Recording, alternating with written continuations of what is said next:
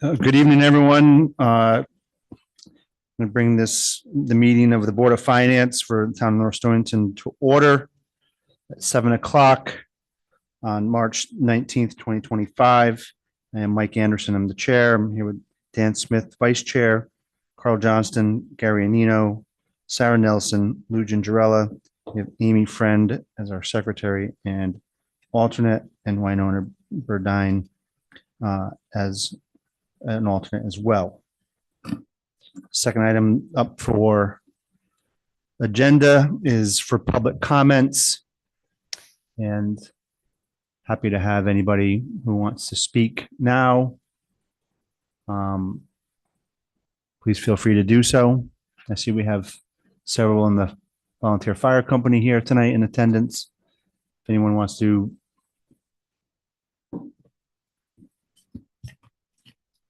discuss any topic of interest, then more than welcome to do so now. We do have a public comment after our discussion tonight, so you will not lose your opportunity to speak if you don't do so now. Anybody online? Okay. Hey, Mike, can we address this? Yeah, I mean, normally, yeah. We Well, did. I mean, I could stand up and do it as a public citizen or whatever, but we didn't do this. Correct. Just for discussion, and we do have, I mean, we'll put it in for the public comment rather. We don't have really a correspondence, but we did get a correspondence signed by Carolyn Howell, who's the chairman of the board of trustees for the North Stonington Volunteer Fire Company, dated March 18th, 2025. And I don't know if you want, Caroline, you want to not necessarily read it into the record, but you're more than welcome to discuss pretty much whatever the basis is here that you're talking about. Is it on? Yes. Yeah. Okay. Well, first of all, thank you for taking the time to read this and hear us. We found out, or I found out last week at one point, that the Board of Selectmen had discussed cutting the budget for the fire company in regards to the per diem line. So they were reducing it by $23,000. I submitted a letter to the Board of Finance, which I'd be happy to read, or I have copies of if there's other people that are interested in looking at it now, if you don't want me to read it. But basically, we are asking for the Board of Finance to, put that money back into the line item to make our budget whole so that we don't have to come back later in the year. Because this is a known need, and we can't provide the same service if this isn't fully funded. We will be coming back for more money. So, I mean, for the public that are here, I don't know if you think it would be best if I read it so everyone understands. I am fine with that, Caroline. I think it's important so- enough that, I mean, you got everyone here All right, and I'll people just read online, it. so. And sorry for it being so wordy. I mean, you but- can let's start on the second paragraph. That's Okay. fine. We found out after the fact that the Board of Selectmen had cut our per diem budget request from $147,000 to $124,000, which is a reduction of $23,000. A request for funding of $147,000 covers 2 FTE, which is a full-time equivalent firefighters from 6 a.m. to 4 p.m. Monday through Friday. We currently have 7 per diems who are filling these hours. These per diems are highly qualified and trained individuals who are ready to respond to the call for help from our residents, taxpayers, businesses, schools, visitors, and the traveling public. These per diems have also cut response times from 13 minutes to 6 minutes. North Stonington Volunteer Fire Company takes great pride in having provided over 75 years of volunteer service to our community. However, we cannot continue to provide the same level of service without the per diem program. Over time, the need and complexity have both increased tenfold. The weekend after we became aware of these cuts, we responded to 17 calls. There is no way to project when or where the need will arise. Our volunteer force is aging, and those of us who are not retired from full-time work one work one or more jobs to make ends meet. We respond in the middle of the night, in the middle of the storm, and we run in when others are running out. The funding of 147,000 is a true and accurate number to support 2 FTE per diem payroll and payroll taxes for fiscal year 2025 and 2026. Without the full funding of this request, we will be lacking the daytime weekday staffing of 2 FTEs for a period of 8 weeks. Our per diem staff receive no extra benefits, no paid vacation, and no paid holidays. This is purely to cover payroll costs, which include payroll, payroll taxes, payroll service expenses, as well as required government reporting. We have always been frugal with our requests as we are all taxpayers ourselves. We continue to train and maintain so that we can be prepared to serve our community when the need arises. One cannot fill from an empty cup. Our volunteers are stretched very thin. We need the per diem program to continue hand in hand with our volunteers so that we can guarantee a response during the busiest call time, which also coincides with the time of day when most of us are working or commuting to and from our day jobs. We as humans can only give so much. We need respite also. We have families, we have children, we have other wants, needs, and interests. We need to be able to take time away for ourselves and our family. We need time for self-care. If any of you have had to provide 24/7 care to a family member or a friend who is acutely or chronically ill, you will certainly be able to relate. The mental and physical demands of the job of a firefighter under normal circumstances is a lot. The interruption of sleep, family meals, gatherings, and holidays is a way of life that we have all grown used to. We not only give mentally and physically to the town of North Stonington, we are also taxpayers. Each year, we give back any funds that are left over. Historically, over the past 5 years alone, we have given back a total of $24,995.80. When our equipment stopped working and became outdated during the current fiscal year, instead of asking the taxpayers for additional funding, we paid from our company funds with monies that we have received from donations to purchase and replace, for example, CO2 meters costing $6,000 and rappelling gear costing $4,000. We have always acted in good faith and in the best interest of our community. Cutting $23,000 from our per diem line has a potential to cause harm directly and indirectly to our members and the community that we serve. We are tired, and we are tired of fighting for every dollar. We respectfully request that the Board of Finance hears and honors our request to reinstate monies needed in our budget to fully fund 2 FTE per diem positions for the fiscal year 2025, 2026, so that services can be provided at the same level for the entire fiscal year. We do not want to have to come back mid-year to make additional funding requests.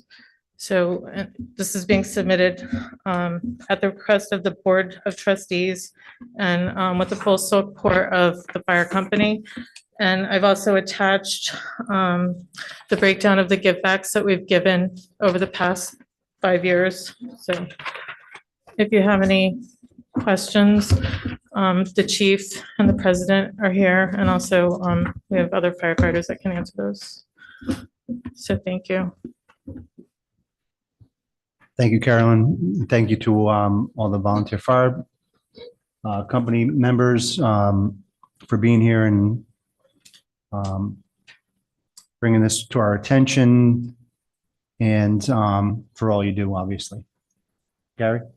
Completely agree with Mike's comments, but just the background as I understand it for this was that the decision to reduce the line item was to keep the increases on pace with the rest of the town staff, so we don't set an inequity between raises provided to other town employees versus raises provided to the protective services per diem firefighters.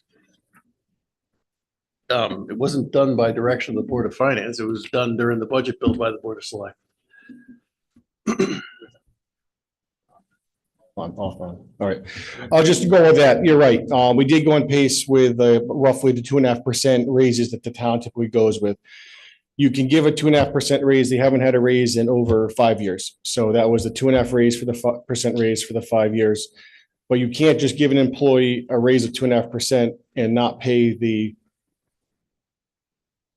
business's portion of the taxes. So as the company, as the, no, the business, we have to pay the business side of the payroll taxes. That's what this money is. The money that's in there can give them their 2.5% raises, but we don't have our payroll tax money to pay them their raises if this is cut.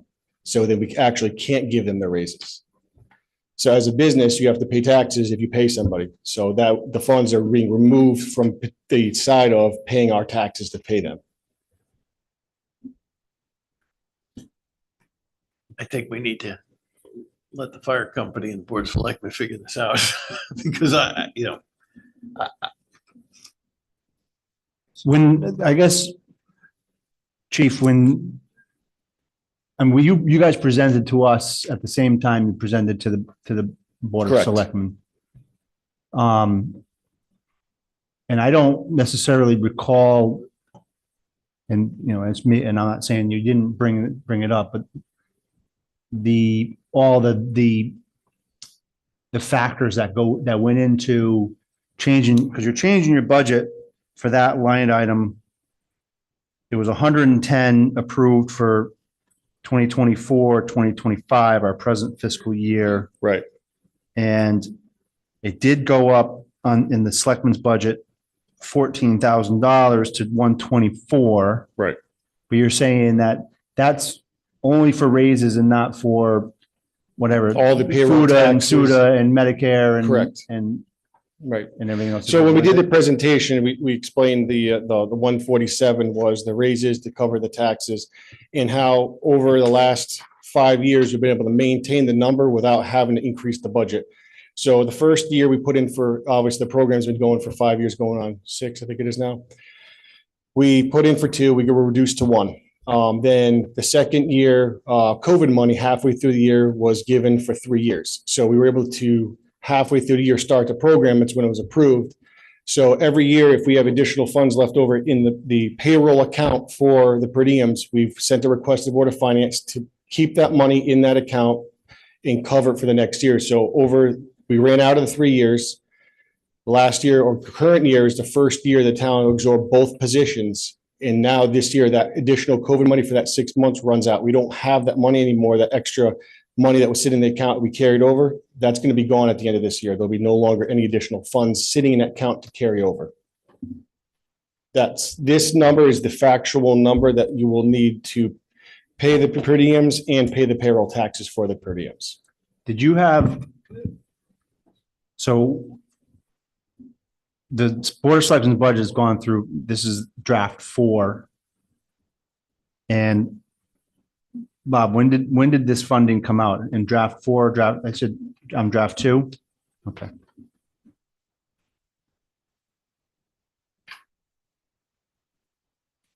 And when did you guys necessarily become informed of that, that change? Do you recall? It was after the week before the storms. So it's like a week and a half ago. Okay. 2 weeks ago, maybe. Did you provide any additional documentation to the Board of Selectmen? Was not requested. I didn't know this actually was moving forward as a topic of discussion, so I wasn't aware at the time. I mean, it wasn't a topic of discussion until, when we got this letter from Carolyn.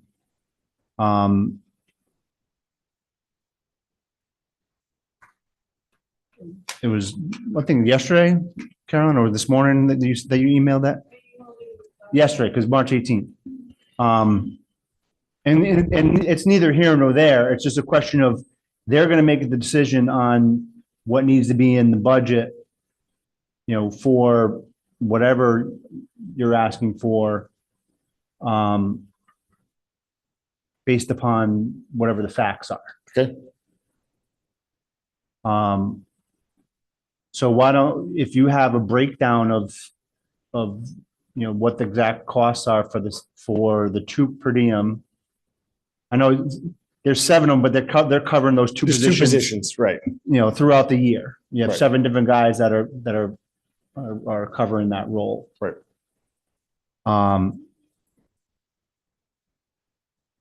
Because until we have necessarily the paperwork that shows that And including the fact that you're trying to give the bump up from where you started 6 years ago to where you are now, which is just the straight raises to them, but then there's also the business costs like you're talking about. If you can show us that, then maybe that's will help, and ultimately Okay. it might change the Board of Selectmen's opinion. All right. Do you have anything you want to add, Bob? And just for, a point of order, we have, it was perfectly appropriate for this to be read into, the record for public comments. And so everyone can hear what the situation is, and we're reviewing the Board of Selectmen budget, which this item is, so it's perfectly appropriate to talk about it. But if you have a different viewpoint, Bob, we should probably hear that. So the only comment I have, Mike, is when we have the first draft of the budget, the budget does not been cut at all. Everyone has what their ask is. It's the Board of Selectmen to come and look at that budget and see where we can pare it down to bring it to the Board of Finance for a final decision. And when we look at it, everybody doesn't always get what they want. And I've actually have been I think a good friend of the fire company over the last 2 years. I mean, they have we paid $50,000 for a ladder truck that they've been asking for years. They get a new service truck. I came up with a 30-year capital plan, which they have a new rescue truck in the capital plan this year, which it has not been, and we haven't had a plan in years.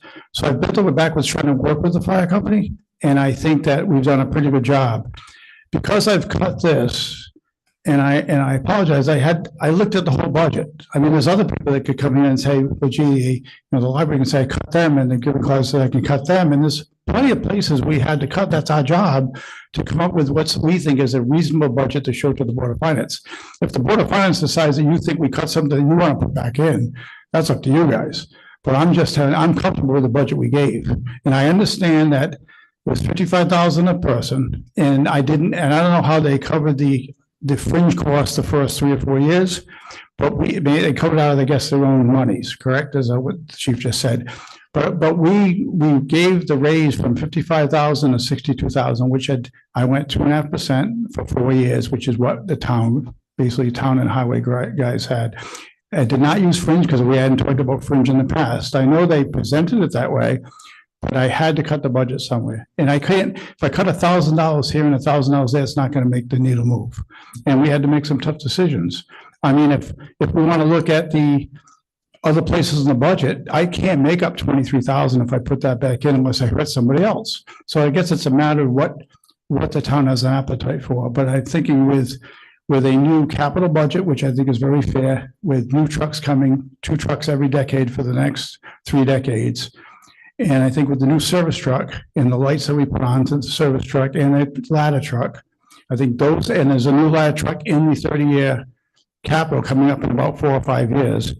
With all those done, I think we've done a good job as a selectman, this group of selectmen, more so than any of the past administrations, trying to work well with the fire company. So I know we have a disagreement on this as far as the funding. And I apologize if people don't always get everything they want, and I get they do a wonderful job for the town. But again, we have to make tough decisions. And the easiest thing for me to do is say to the Board of Selectmen, why don't we just vote everything in and we'll come to the Board of Finance and let you guys do the cutting. But we're not going to do that. I mean, that's not our job. So we do the best we can. Thank you.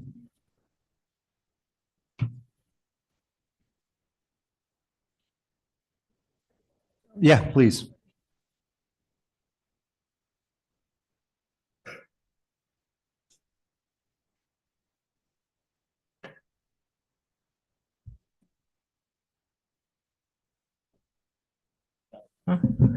Yep. All right. So just like to respond that what we're asking for is support of manpower. All of the trucks and vehicles are nice, but when you don't have people to operate them, it's kind of futile.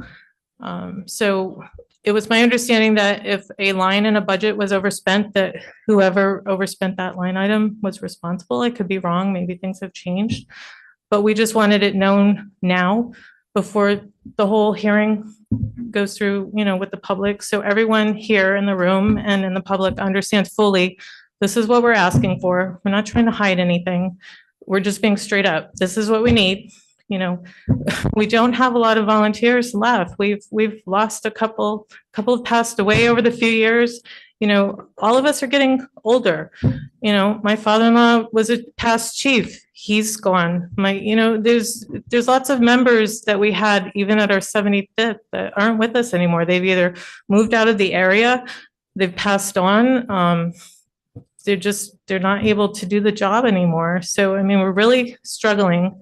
And to have these per diems is really making a difference. And by not having them, it will also make a difference in a negative way. So I just wanted to be clear that we appreciate the support of the town and the selectmen, but what we're asking for is, support of the manpower, because when you don't have people responding or working, showing up when you need them, that's really when you're in a bad situation, and we just don't want to be there. So thank you.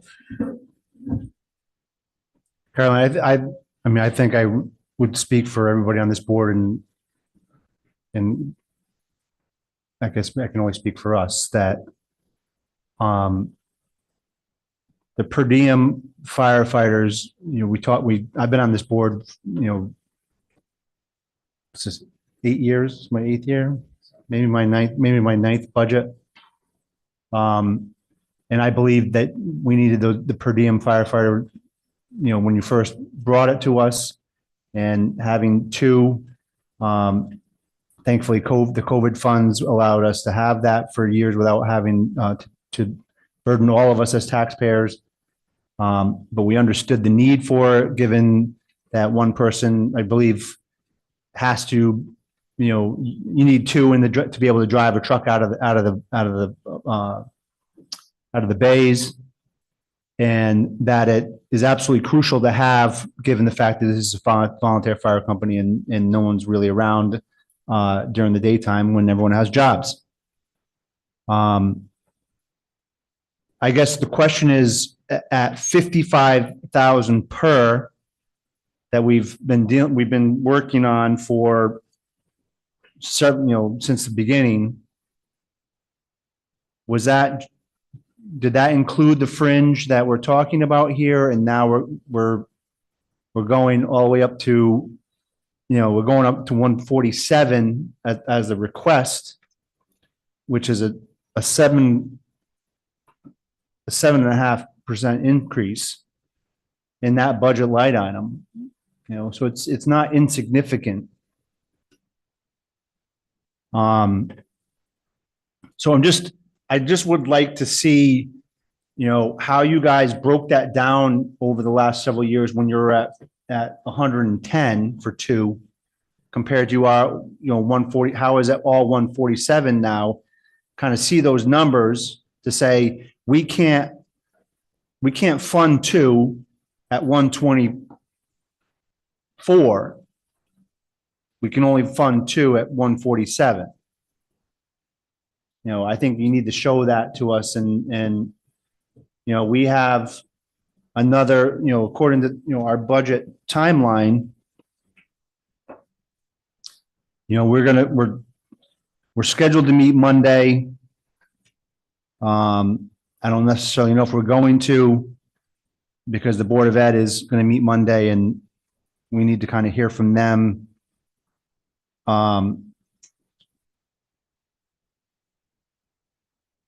But we also have next week for us to talk to the Board of Selectmen again about what we think changes need to happen. And they have another week on April 2nd to come back to us with any changes that they have. So we have time. So, my suggestion is get the paperwork that the figures that you need to get to say, this is why we need this money. Because I think we can all agree that the two are needed. If anyone else on the board wants to, argue otherwise, I'm not, if I'm not speaking out of turn, then, but Just to clarify to what you just said, clarification.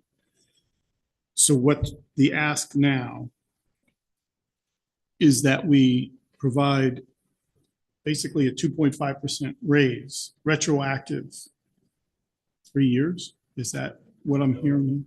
Is that how this goes? They're basically saying, they've never had a raise in all the time they've been there. So they're taking that 2.5, I guess, amortized, each year to bring them current. And Bob has that amount at being 2.5. an extra 14 grand over the 110, so 124. Right, so that would represent the 2.5% raise that others have received, or basically that. Correct. And they're So this saying. would be then to go, this then is a retroactive raise, I think. No, How so, it could so, otherwise be. so my understanding is the Board of Selectmen recognized they hadn't had a raise, provided in the budget raises as if they came every year at the same level as other town employees. But it sounds like what might be lacking is the payroll part of the raise. And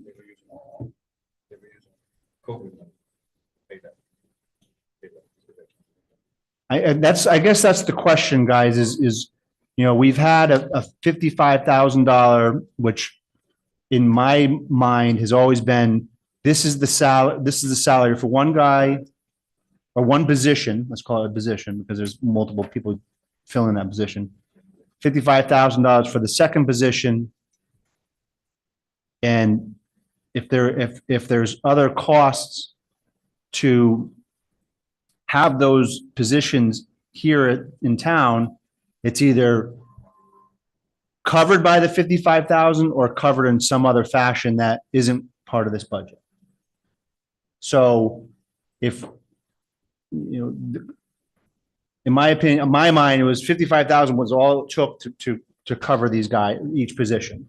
And now it seems like it was 55 plus to cover those positions. And I'm just that's where you're kind of losing us, and maybe you're losing the board of selectmen as to where those other costs have been covered in the past. You know what I'm saying, Carolyn? And to revisit last meeting, it sounds to me like it's more what I called COVID hangover. We all knew this day was coming. The COVID money has stopped. And we all knew that we were hiring people that ultimately was going to fall on us. So shame on us for not being ready for it. Sorry, I'm off my soapbox. Oh, well, it didn't, COVID money paid for one person for years. And did COVID money that the fire company received outside of the budget cover that fringe? Or was the 55 that you got from the town, was that enough to cover their salaries and the fringe that has to go with it? I mean, that's where I'm confused. Yeah, my comment wasn't directed at the fire company. It's directed at, I understood. yeah, okay. Understood.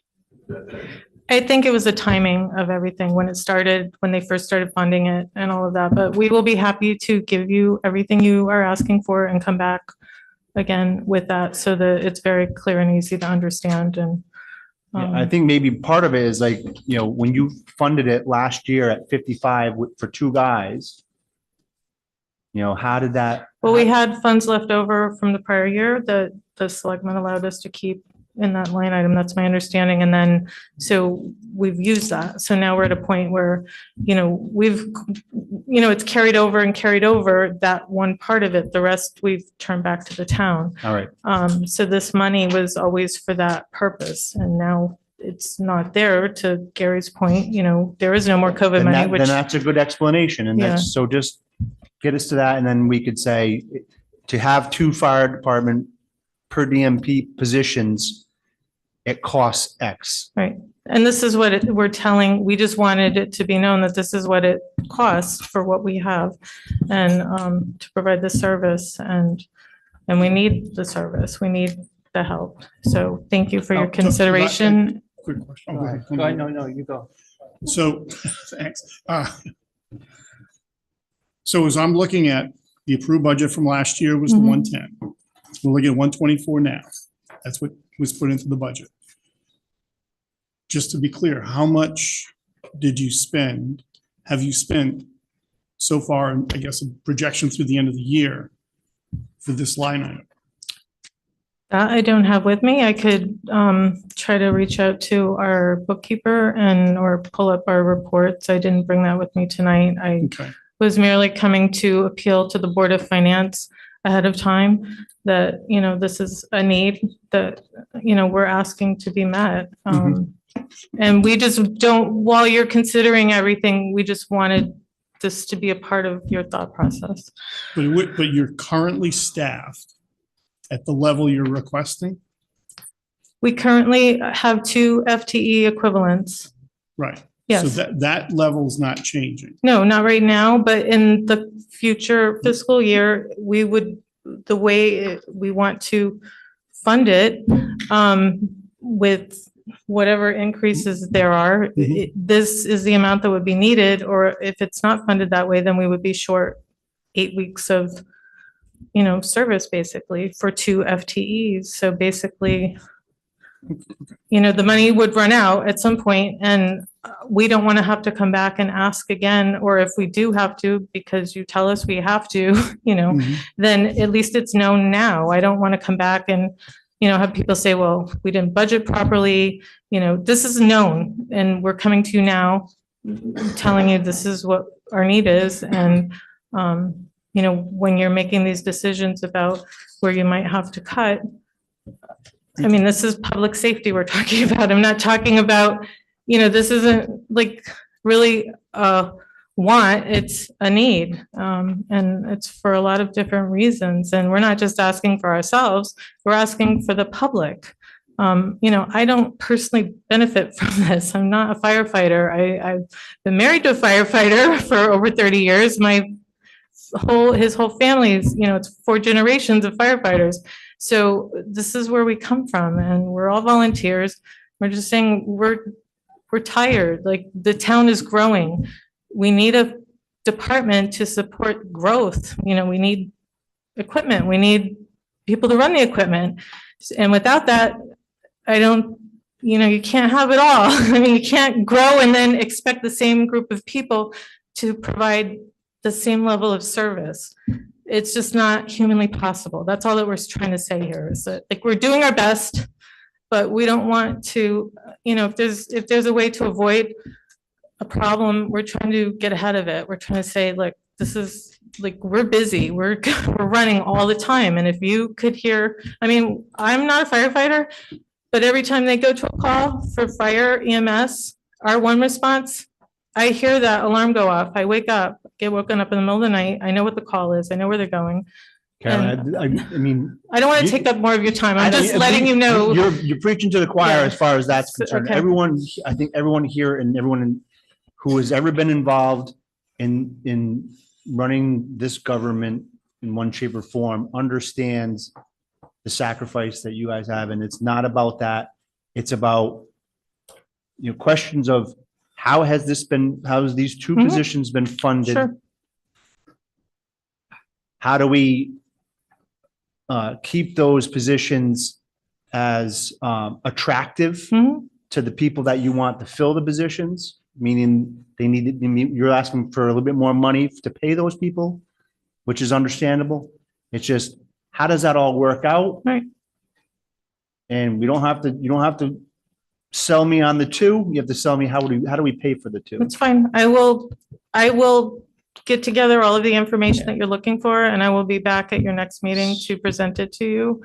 And Honestly, it should be at the Board of Selectmen meeting that you okay, present it I to. will go to the Board of Um, Selectmen meeting. My thing would be, if it's a have to have, Mhm. so where are you gonna take $23,000 out of your budget? What I don't- el- I don't know that Where they'll- else, if this is a have to have, where are you gonna take it out of your budget somewhere else to plug this? If this is a have to have, must have, gotta have it, where are you gonna take $23,000 out of your budget? I really don't think there is a place at this point, because we're always, we're being frugal. Like, we're cleaning the building. We're doing the things that other places are paying people to do. Like, we're doing that. And we're also volunteering, we're training. Like, like I said, we took, what was it? $10,000 out of our donations that we received, and we purchased equipment that we're using to help whoever needs it. You know, we're using those CO meters. You know, we go to calls all the time, you know, where there's a question of a CO leak. I mean, I don't know, the truck that the town, you know, replaced, they put up for auction. So when they say that they gave us this money, well, they took money that they received from the auction and they're using that to help offset the cost of that truck. So it's not just, we're not just taking. Well, we own the It's- trucks. Right, you own the trucks, that's Yeah. correct. They're your trucks, and and it's our we're doing building. everything we can to keep them in good working order. So Carol, the other thing, when we're talking about, the discussion about Mhm. willfully overspending on a line item and everything. Yeah. I think when we start using those terms, we really have to be careful because the selectmen did allow you guys to keep the overage on that line item to roll to the next year. So it goes both ways, all right? So just, I think the correct procedure on this whole thing would be get your numbers together, go to the selectmen and discuss it with them. That's the best thing. Okay, it was Okay. communicated to us, or at least to me, that we should be addressing the Board of Finance. So I apologize if, I think Dan's half right. I think because because you guys presented to us at the same time, you're more than, you can, ultimately, you're gonna have to change their mind. I mean, they're gonna put it in or put it out and we're gonna have input. Just send it to both of us. that's fine. Okay? And I'll be happy to come to whatever meetings I need to provide the information that you're looking for. And thank you.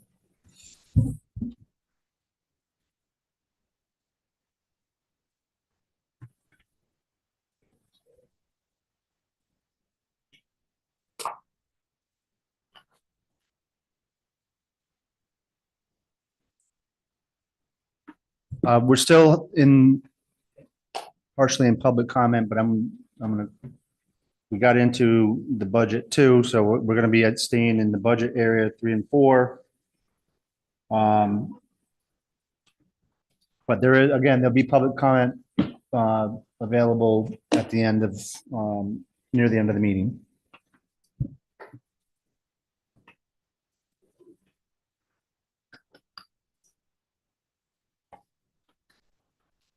So we kind of left off where we were gonna get what the contractual numbers were from, but that's not gonna happen until after Monday. Is that where we're at? We got it? Well, I had to work. He's a very important person, don't you know this? Can someone just kind of go over them for me then and see what, pull them up? Yeah, pull them up. I have them. They're in here.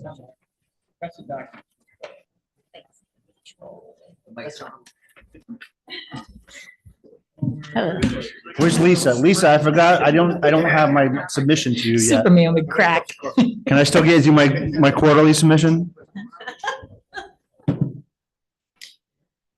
Okay, I provided you folks with the contractual and non-contractual increases. Oh, sweet. Yeah, it's in there. It's the second one.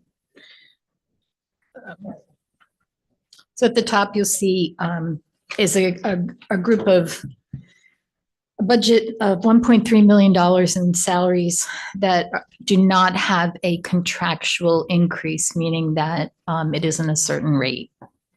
And then the next set, yes, there's a contractual agreement and the amount is there. Oh, yeah. We're looking at, it was page 2, contractual and non-contractual salary increases. Is this yours?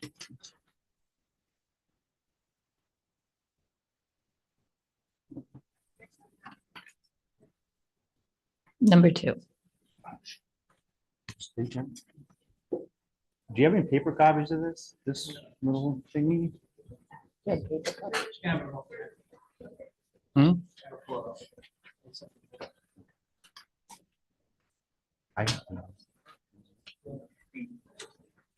Okay, so that's the fixed and variable.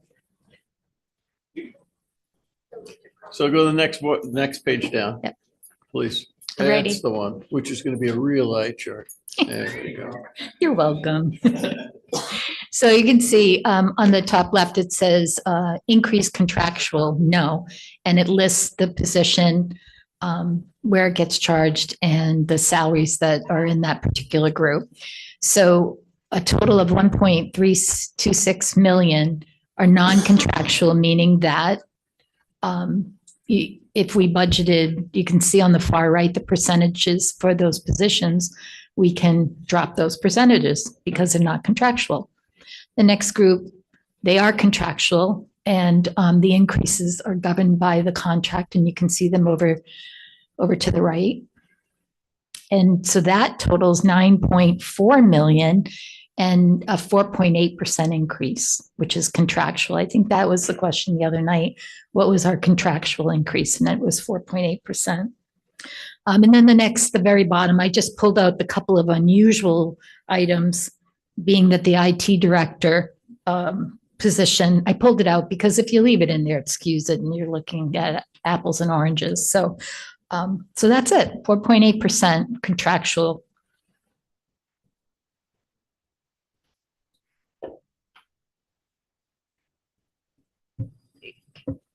Kathy, how do the numbers reconcile, like the summation? So you have like 10 million contractual. 10.7 million in salaries, 9.4 million of it is governed by the contract, and the rate isn't negotiable. The 4.8% overall is contractual. 1.3 million above is not contractual. So we're giving 4.5% across the non-contractual. So we, theoretically can drop that percentage. We can lower it. Does the 4.5% include the step changes, or no, that would be in the contractual? Correct, contractual. Okay, thank you. It's very clear.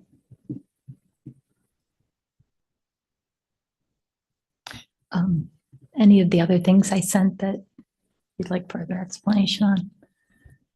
The non-contractual, Yep. the raises, percentage increases. Yep. How did you come to that number? What basis do you have for that? There's just a quick look, and I haven't crunched them because I just got them. I just got to open them. The percentages across there appear to be higher than the contractual ones below. 2.5, 2.8, 2.7 below. Yeah, the but contractual, but then keep going underneath- contractual, 7%, 6.4, 6.9, 5. So they're pretty. Yeah. Right. But So how did we come up with the percentages up above? Let's take the nurse. I think that's a good example of an extremely high increase, 7.7%. I looked, this forecast is a month old, 2 months old. So I think that it's a little light. So I went back and I didn't want to start fussing with forecasts in the middle of all this. And then we're not all on the same page. But I believe that the nurse costs for this year will be a little bit higher than this forecasted amount. I went in and reforecasted it and then considered, I did a 3.5% increase. It could have been a 2.5 after listening to what was just said. That was thinking of inflation and increases. That's what I went with, but it can change. okay, but I guess what I was getting at is when I asked the basis of it, do you do a comparison to what we're paying versus like communities to see how that stacks up? For these positions, no, I did not. Because they're not new positions. Even if I looked at a like position for an accountant, I can't go backwards. I don't think we're overpaying anybody, but So, can't go backwards. Well, so You think I can? my quick question is, so your number, which is say I make $60,000, Right, but this coming year, I go up and I charge a little overtime here and there and it got to 62, right? I think what you're trying to say is, what is the raise versus what is actually hours worked? And how is your forecast being, is it based off of my base salary with my raise is this much? Yes. Or is it based off the hours worked, which say I work 62? right. No, it's based off of the base salary. So that means that that one's getting 7.7% raise. Well, no, because they're paid hourly. The nurses are. So they're working more hours than anticipated. Why? That, I, School's between here and here, Yeah. this time and this time, yeah, right? well, It's a finite time frame. that's certainly something that we can look at. How many, That's nurses' aides that's and the so guy over forth. there. Yep. That answers that question, because if school opens at this time and it closes at this time, why are they working extra? Is there extra requirements? Do they have to fill out more reports? That is the type of question that I would ask. Mhm. It should be maybe here and there, but I I don't know if agree. anybody else on the board is feeling the same thing, but. We talked about last week that they have to go to other schools. They just go over to the Christian Academy one day a week, I believe. Yeah. It's not like a huge amount, and that money comes back and goes right back to that. Yeah, but so there was that, and then we also talked about how they're spending more time with the kids, they're having less. Isn't that, or is that different? Was that the social worker? I think there's Trying to remember. more of them, Dan, to your point. I think there's the nurses, but there's also a nurse's aide. There might be two nurses' aides. I don't want to speak for Toy. They're getting paid by the hour, Correct. right? School is how many hours in a day? 6, 7? 6, yeah. Well, if they're getting paid more and they're paid hourly, that means they're working more hours in a day. So we will have to look at that and address it. I think if you look at this, the non-contractual total increase is 57,391, Kathy, right? Correct. Okay. And out of that 57,000 and change, you have a significant 19.6 increase in per diem substitutes, which I imagine I recall Troy and or Stephanie talking about there's more substitutes that are needed at the school. So I imagine that's not for increased hours, that's for increased substitutes. You're budgeting for more substitutes. Yes, correct. Okay. And also there's a budget item for 13,640 for nurse substitutes that was not even in your forecast. So that's a new position, or you're budgeting for a new position? or- It was budgeted for this year, but they have not been using nurse substitutes. There's no forecast for it. Okay, so, but that's, all right, so there's no increase that's related to that? I don't know Because the it's the answer. same, right? Right, Okay. right. To the budget, yes, it's the same.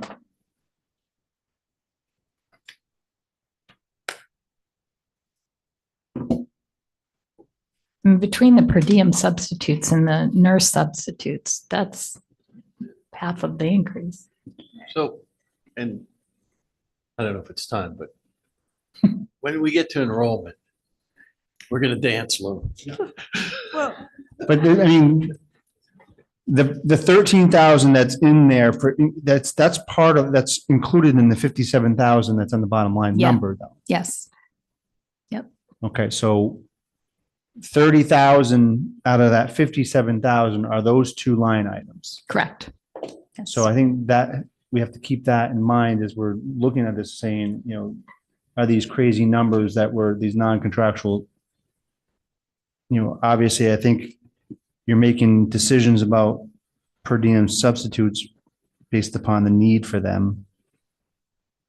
maybe the nurse substitutes, if you haven't used any this year, maybe that's something you look at. Right.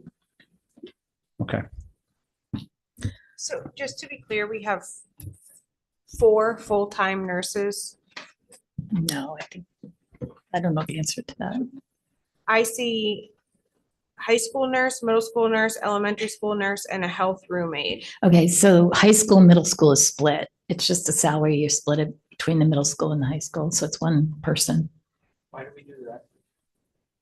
If it's one position, why do we split that? It's the way it was budgeted. Right. We're covering all the classes. It's still one building. It's not like they're going over there and they're charging a code for when they're going over here and they're charging a code going to another building. Right. It's one person, one position, one student within a 7-hour time frame. I don't disagree with you, but perhaps if we're trying to understand like costs for middle school versus high school, they split it to make it. For the expenses. Okay, Yeah, so yeah. the other day when this popped up about we send a nurse to the Christian Academy, Mhm. can you refresh my memory? Stephanie, did you say that we get reimbursed for that service somehow? We don't, the town does. The town gets reimbursed for that. So where does that come through the town? I don't think we're You exactly. mentioned IEPs as well. Is that true? I'm sorry. You mentioned that we submit IEP assistance for the Christian Academy and that we get reimbursed for that. I think you can speak to that. We would have to. Is that right? We have an obligation to provide nursing services to the Christian Academy. We also have an obligation, if any students there have IEPs and they have services, we got to support that as well.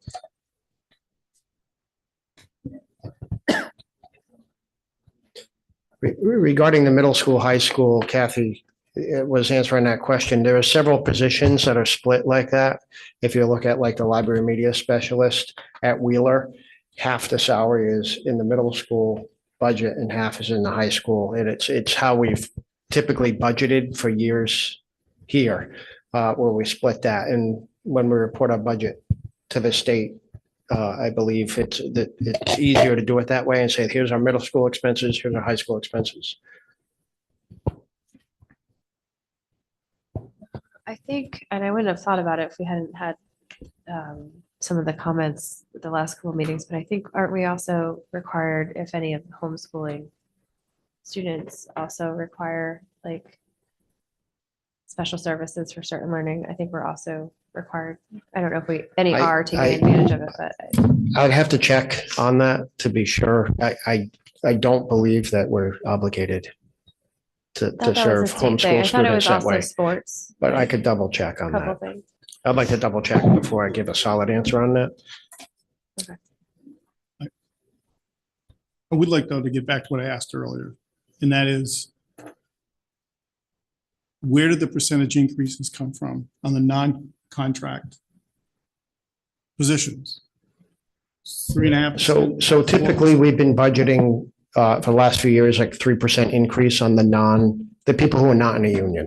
Right. Just to kind of keep up with what we believe inflation is, what other people seem to be getting. So that's where that number comes from. Okay, so then it seems like it's an arbitrary number. Because inflation's been running at, what, 2.5% this year.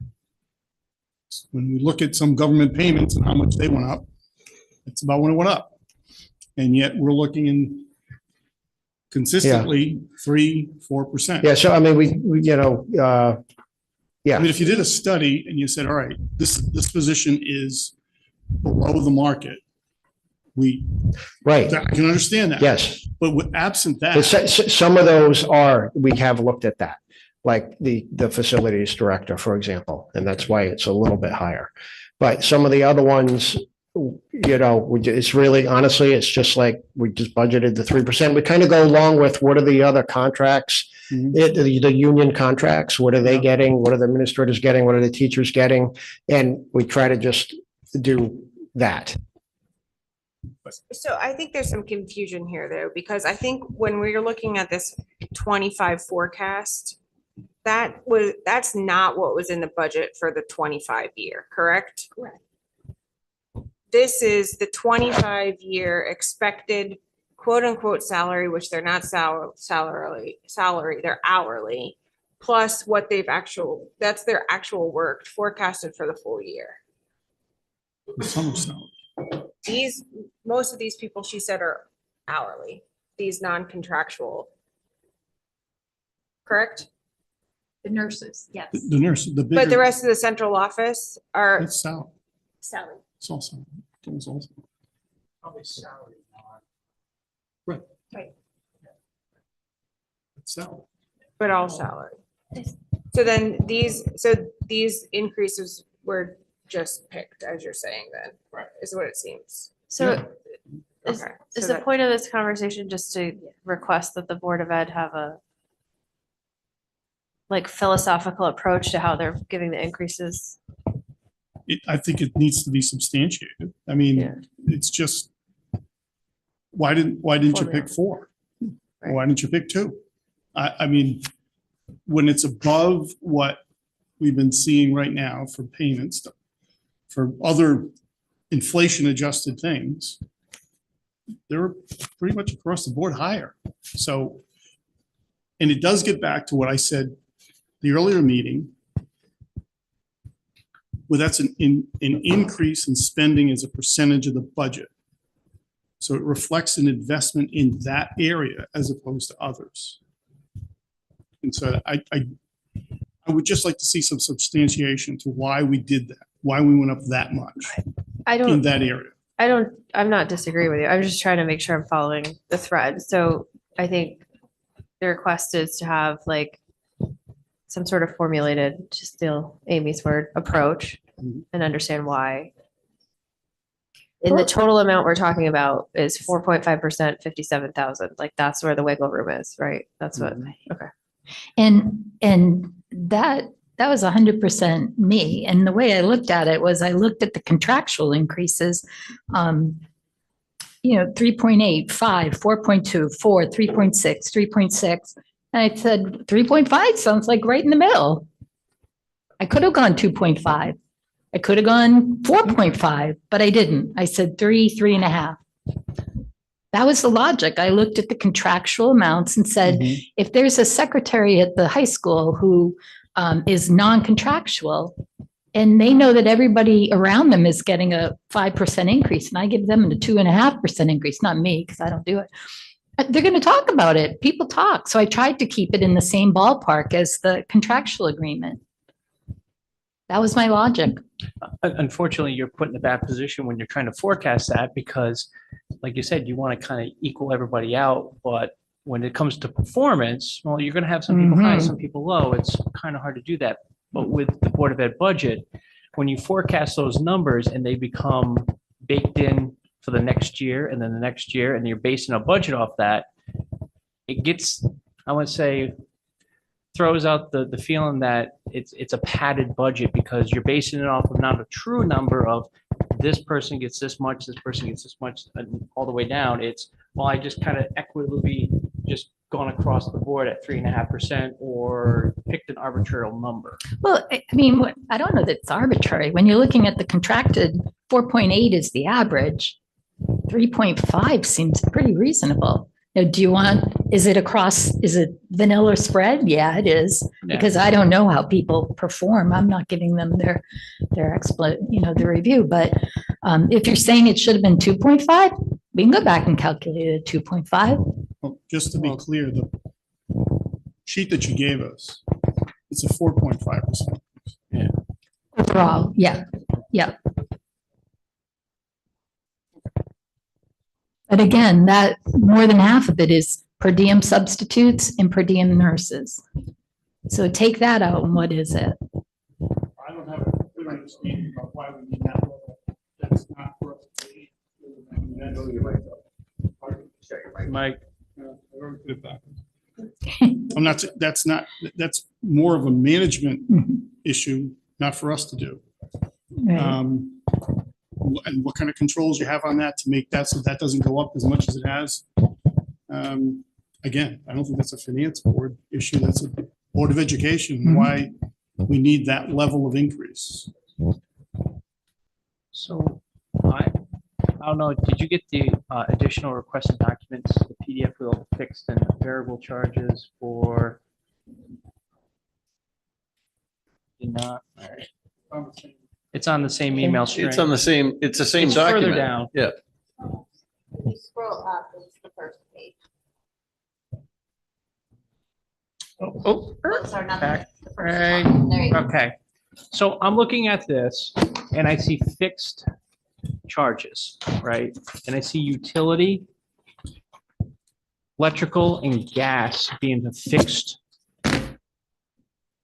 How? Because if you scroll down to the next one, you would think that this would fall in, those would fall into variable. Because if you scroll down a little bit further, the telephone, a little more. The telephone is under variable. Explain that one to me, especially with the rise and fall and. Because with some of the telephones, we're paying for cell phones for folks. We can look at that. We can say, everybody has a cell phone in this day and age. And cut it back. I get that, but I don't see why gas and electric would be under a fixed charge. Can I help you out with that? Yeah, That'd be great. Okay. Because it mostly is. it is. Because if you have 10 students in the building or 200 students in the building, you can't let the pipes freeze. You can have the lights on. It's true. So it should, though, be more accurately looked at as a mixed cost with a very big component fixed and then a little bit variable based on usage. But whether it's worth going to that effort But to it's differentiate that, I'm not sure. but it's not, my cell phone bill is $100 a month Mhm. for 12 months. It's not that, it's not a fixed price. It's not a locked in contractual price. It's a variable. So Okay. I don't think this is going to wait a move the minute. needle. I No, can- it's not, No, this but- is important Well, because when we ask for information, Yep. it needs to be put in the right let me just answer categories. that. No, I think it is that- in the right. I think a utility no. is a fixed cost. If I could, if I could just straighten. Just because the price changes doesn't make it a variable Right. cost. That could be It's- very- No, no. Oh, It's- then you and I. All right, it's there's just a, like Gary. there's a philosophical Philosophical issue that we're going difference. to take offline. There is Sorry, nothing- Mike. Yes. I'm- All All right. right, Mike. I'll yield. There's no philosophical difference. You know, That's the way managerial accounting works. I Now we would- can talk about. I would like to talk about enrollment just for a second. All right, this one I'm turning to Troy. So, all right, hold on. It's on the same thing as what you just said. All right, my quick question would be, on your non-contractuals, you have an estimated of salaries for substitute teachers and an estimated, where is it, 19 per diem. Those are guessing ahead of time that you're gonna need them. Am I correct? You're talking about the substitutes? Yes. Yep. Okay. Yep. I per think, diem. Carl, if you remember from last week's presentation, we talked about if we don't have enough substitutes in the building, we're paying teachers at a much higher rate to cover No, I those understand that, classes. but I'm going in a different direction. Okay. Give me 1 second. So, and you step down to the next one, how many more of those are projected ahead of time that you don't know for sure you're gonna have those? And where I'm going with that is, can them all come out and you come see us if that becomes a problem next year, so that doesn't inflate this year? Yep. But we can pay you for them with the proper paperwork out of the non-lapsing. So you're saying budget at. Budget at what you at need right now. The And your 84,000. projected stuff, if it will move the needle, so we're back in. That was where I'm going with that. So that Sorry. would be 16,000 of the 57. so. So wait, I just want to say something in response to Carl. So I see your philosophy in the direction that you're going. Like, why are we putting it in there if we're not sure what it's going to be? I think we struggle with the idea of giving you a budget that doesn't really run our school. And we know that we need substitutes, and we know we didn't have enough substitutes this year. And so it costs too much money. So we're fixing that problem and adjusting for that by budgeting for more substitutes. So you said if you run into a problem, substitutes, I think, are just part of like day-to-day life at a school. It's not necessarily anticipating a problem. And my concern is if we keep coming back to you with appropriations, and what if we have to come back to you with an appropriation that's over $20,000? And so then you can't necessarily give that to us. Now we've got to go to a town meeting. What if the town says, no, we're not giving, how do we pay for our substitutes then? So Lou, I need you to hold my hand. We're going for a walk. So enrollment drives budget, right? So if you look at the enrollment slides, this is my concern. We're up 20 enrolled students, tuition paying students. And if you do the math, we're down 29 resident students.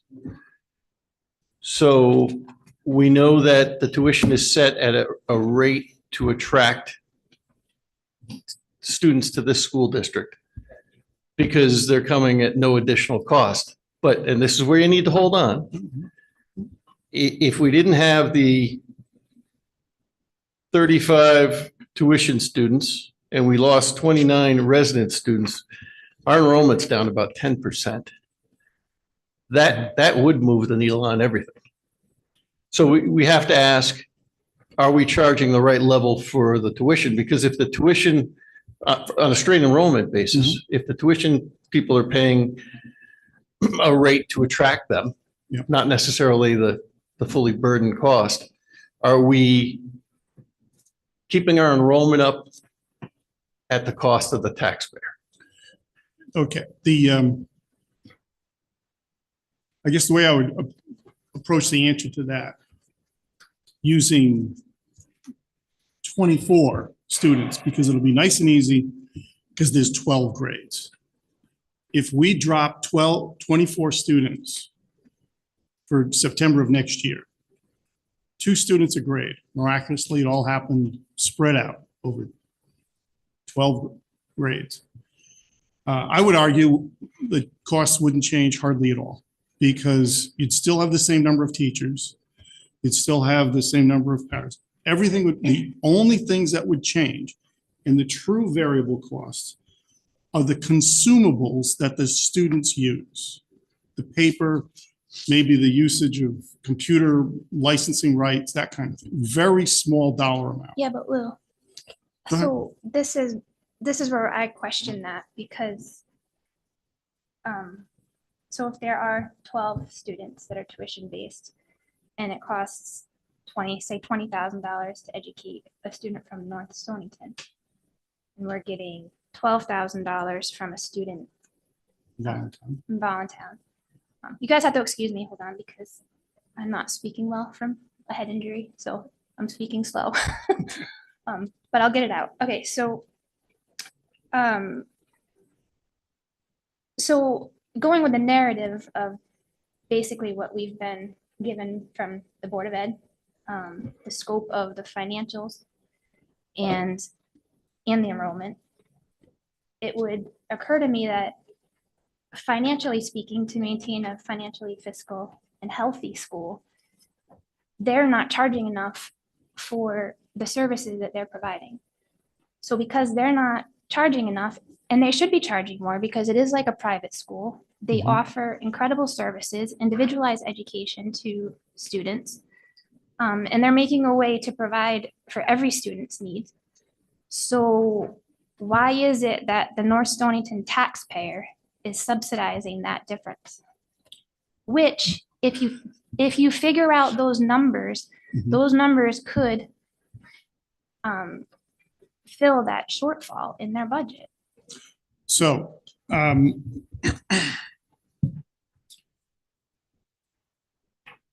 first, cost does not dictate price. The market dictates price. Doesn't care what it costs you. The market will decide how much you will get. My question to the administration would be, what we're charging for out-of-town tuition, how does that compare to other schools and what they provide for what they are charging? Now, Do we as a school system, do we question any student's decision to attend a magnet school? Any school that the town of North Stonington pays for? Do we say yes or no because it costs more or less? We can't say yes or no. We have to say yes. Okay. If they want to go and they get into the magnet school or the VOAG school, Ledyard, we have to pay. So why are you so afraid that people will not choose Wheeler? Because it costs too much. If it were to cost Wheeler too does not much. cost as much as other options Exactly. that say Preston and Voluntown kids trying to have. They help could go to Griswold, they could go to NFA, and they go to a magnet school, and their sending district, Voluntown and Preston, would have to pay. They can also come to North Stonington and pay less. Right. So Yeah. with a declining enrollment for North Stonington Well, families, it's your numbers in this chart. Yeah, There's a dip, I just did Yeah, right. simple second grade math. So declining enrollment for North Stonington, but there's an increased enrollment for, overall, which is not a bad thing. But we shouldn't have the North Stonington taxpayer subsidize the difference. right. I agree with what you're saying, but I think Lou was beginning to explain this. And I think one way that I could explain this is to say that if we didn't have any tuition kids from Voluntown in Preston, then there wouldn't be this tuition revenue to the town. So the town would have projected $500,000 less fiscal year 26 than in revenue, But wait a minute, in Wait. revenue, in revenue. but your expenses would probably go down by about, if I just guess, $30,000. Because maybe the special. You're ed- talking about the paper and the pencils and all that. stuff. Yeah, I don't know, for 2 kids per grade level, like your example Yeah. was a great example. I'm not sure how much savings of paper, crayons, there There's might be. There's also some other consumables like counseling charges, I would suppose. Is that true? Can I make Because a, it's, I don't think, we're not charging like that. We're paying the counselor's salary, whether the counselor is seeing 18 kids in one day or 20 kids in one day. let so me, basically it wouldn't change. yeah, I just want to clarify a fact that I think is relevant. I believe, and please correct me if I'm wrong, that for children to come here, the Board of Ed of that town has to vote to add North Stonington as a school of choice, and they will consider cost in that equation. So Preston could say, we feel like this is a fair price compared to NFA and a couple other places they could go. VOAGs, the magnet school, I think is like $4,000 or $5,000. They're very low. They're much lower than us. We're more closer, I think, to NFA. So I just want people to understand that. So it is price, and it's price relative to schools of choice, us being a school of choice. We're not quite the same as a VOAG school. It's much less. Can I just speak to the cost schedule? When we first started, and in your budget packet that you got last Wednesday, towards the back, there's that chart, the schedule of how much we started charging and how much we charge now. We started on the low side because we were a new school of choice. We wanted people to try us out. And then we increased at a rate that we believed was comparable with what other schools were increasing their rates at. And so you'll see this year, I think are we just at 13,000 We're this 13,000. coming year? $13,054 per student. And I do have Griswold and NFA for next year on here, if you want to know, just for comparison. Griswold is going to be next year $14,211 per tuition student. And NFA is going to be $15,742. So yeah, we're significantly lower than some of the other options that Voluntown and Preston kids have. How do you compare North Stonington to NFA and Griswold? I think we're better. Exactly. Yeah. So I do think, we had a 4-year plan of tuition that we did give to Voluntown and Preston. It would be great to uphold that 4-year plan because it does increase each year about 4% each year.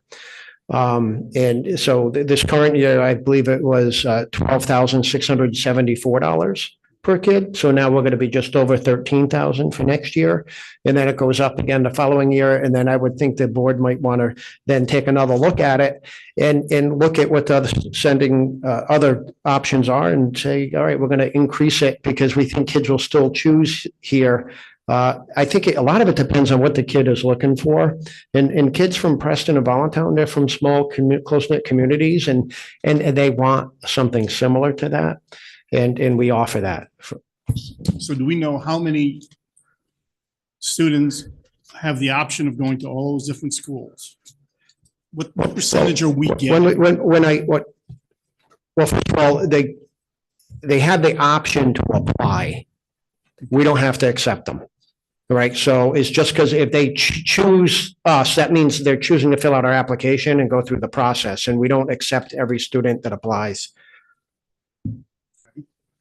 So I'm sorry, the question I just was was, wondering, to understand how the market is reacting to what we're doing, what percentage of the available student body from those two communities come here versus going to NFA?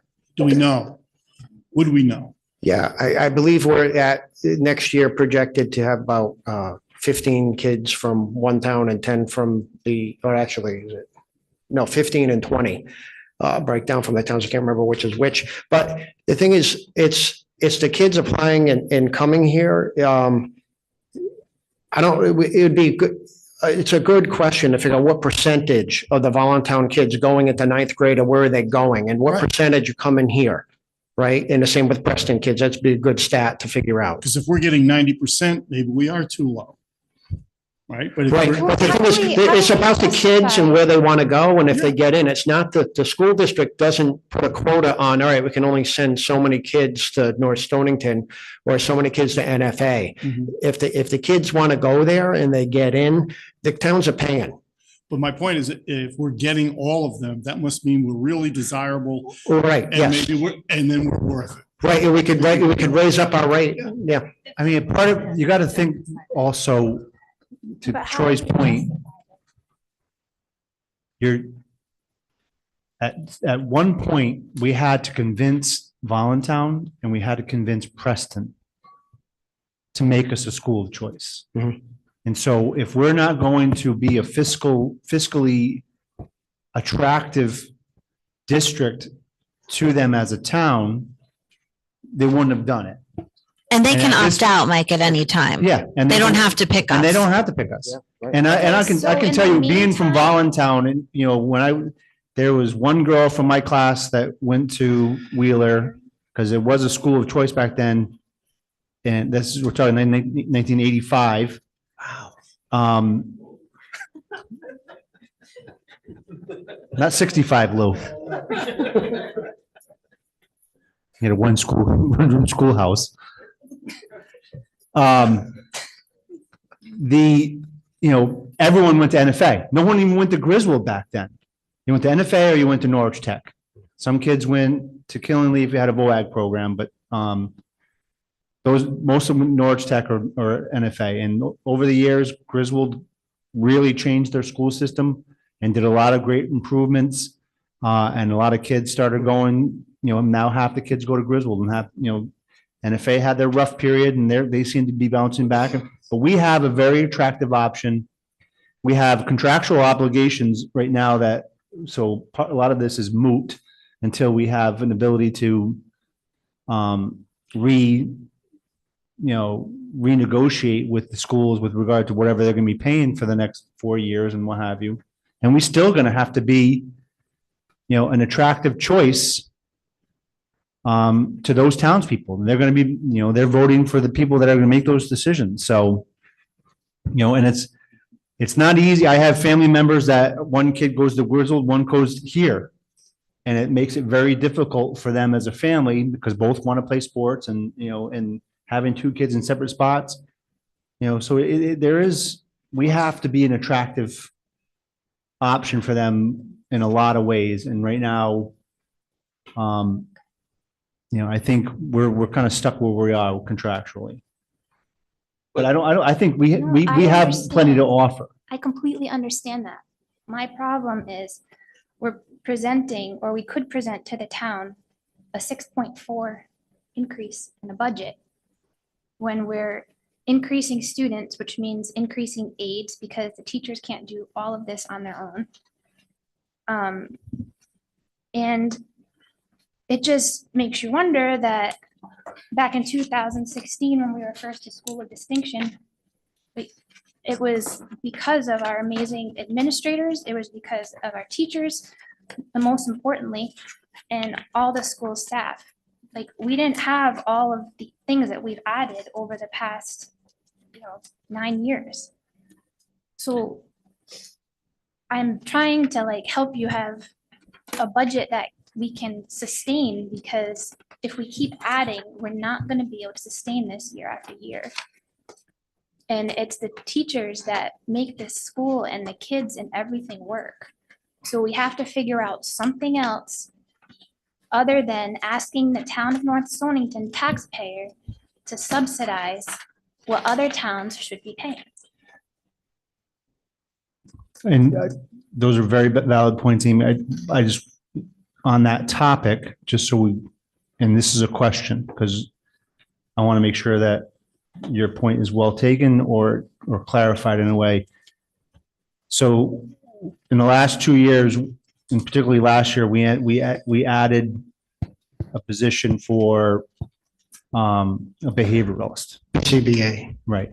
Is that across the board, elementary school and high school? Yes. Okay. Is there, are you finding it to be more of a high school issue, or is it more of in the lower grades where COVID has impacted younger kids? Do you have that kind of information? I believe they spend more time at the elementary school than at Wheeler. Okay. But that could change from year to year as student needs change. Remember, when we added that position, we saved dramatically with the outside contracted professional services. Right. Right. So that's why we were able to come in with a 1.79% increase last Right. year. I'm just trying to make sure that, Amy's asking, you're saying you're bringing in these kids from out of town. Yeah. And we're increasing staff. Like I said, there's an application process. And if a kid applies and we don't feel like we can meet the kid's needs here without adding staff, we probably don't accept the kid. And so I would say it's safe to say that our tuition kids have not contributed to the addition of any staff members.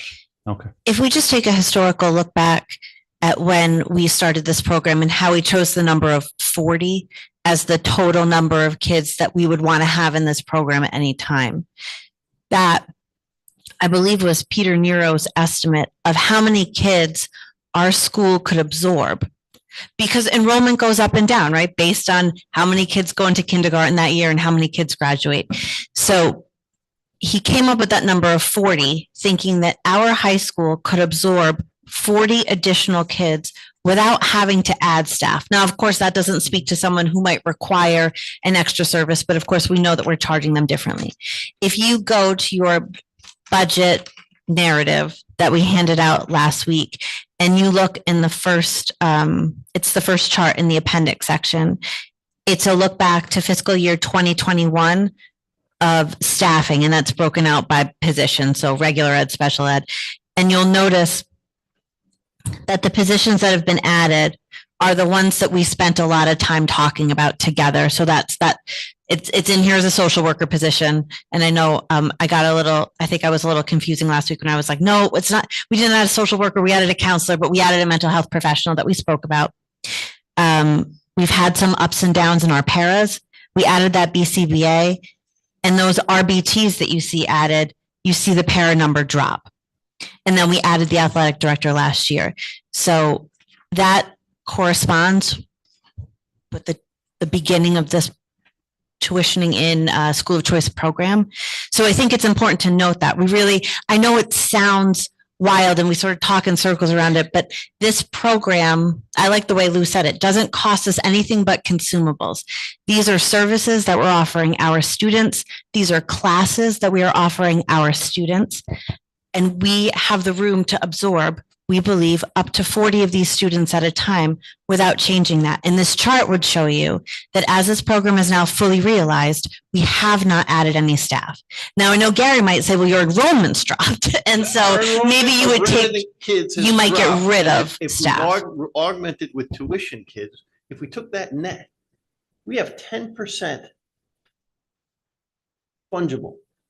I'm not sure that that number would dictate a reduction in staff. I know it won't be linear. But if you have a 10% reduction in enrollment, there should be a reduction in budget of some sort. I think the thought is that next year, that number could go up 10 kids, right? Because that is a usual ebb and flow that we see with our enrollment Yeah, but here in North the Stonington. enrollment numbers that we're seeing in this table are only going one way. And I know we're not allowed to say declining enrollment, but it's negative. The charts would show that that isn't, I get, you're saying less kids. The birth rate. I say less kids. It's not showing what declining enrollment is. I think I'm just reacting to your term declining enrollment because that does mean something It's significant. actually not my term. You brought it up at the last meeting and then you got in trouble for it. So I'm just. No, somebody said it and I didn't correct it. I didn't correct the declining enrollment. But I continue to maintain, as I think that our superintendent would, I know that our administrators would, we are not in a period of declining enrollment here in this town. I understand birth rate, but we're talking about here in this town of North Stonington. We are not in a period of declining enrollment. Okay. And 1 year doesn't dictate declining enrollment. There's But- 4 but- years on the chart that you provided. It's Seeing not that- signi- It wouldn't be statistically significant. Okay. But why are the numbers there then?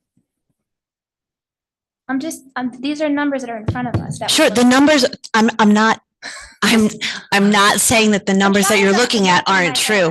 Big picture here. Sure. And so what I'm saying to you So is, that we can if you see a number go, so if I saw that number go up 8 kids, I wouldn't say we have an increasing enrollment of 10%. I would say our enrollment is stable because enrollment is looked at longitudinally and we don't have a statistically significant decline or increase in our numbers. Of the total school enrollment, not North So- Stonington. so- Okay, so wait a minute. Just- So I wanna circle in here because I'm hearing 10%, whatever. So if you look at, I'm looking at this chart. So we have in 2022 to 2023, confirmed, 720 North Stonington kids, correct? 735 minus 15. Yeah. And now we're at 691. That's a difference of 29 kids, which is down 4% over a 4-year period. 4%.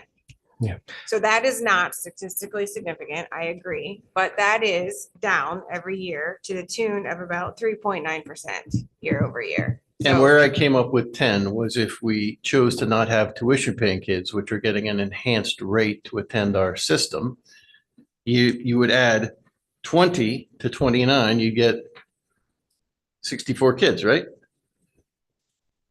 No, I've taken them out. Yeah, there we Yeah, go. she I've took taken that, them she took that out. into consideration. You know, if you look at the breakdown per, The tuition kids, you took them out. Mhm. Okay.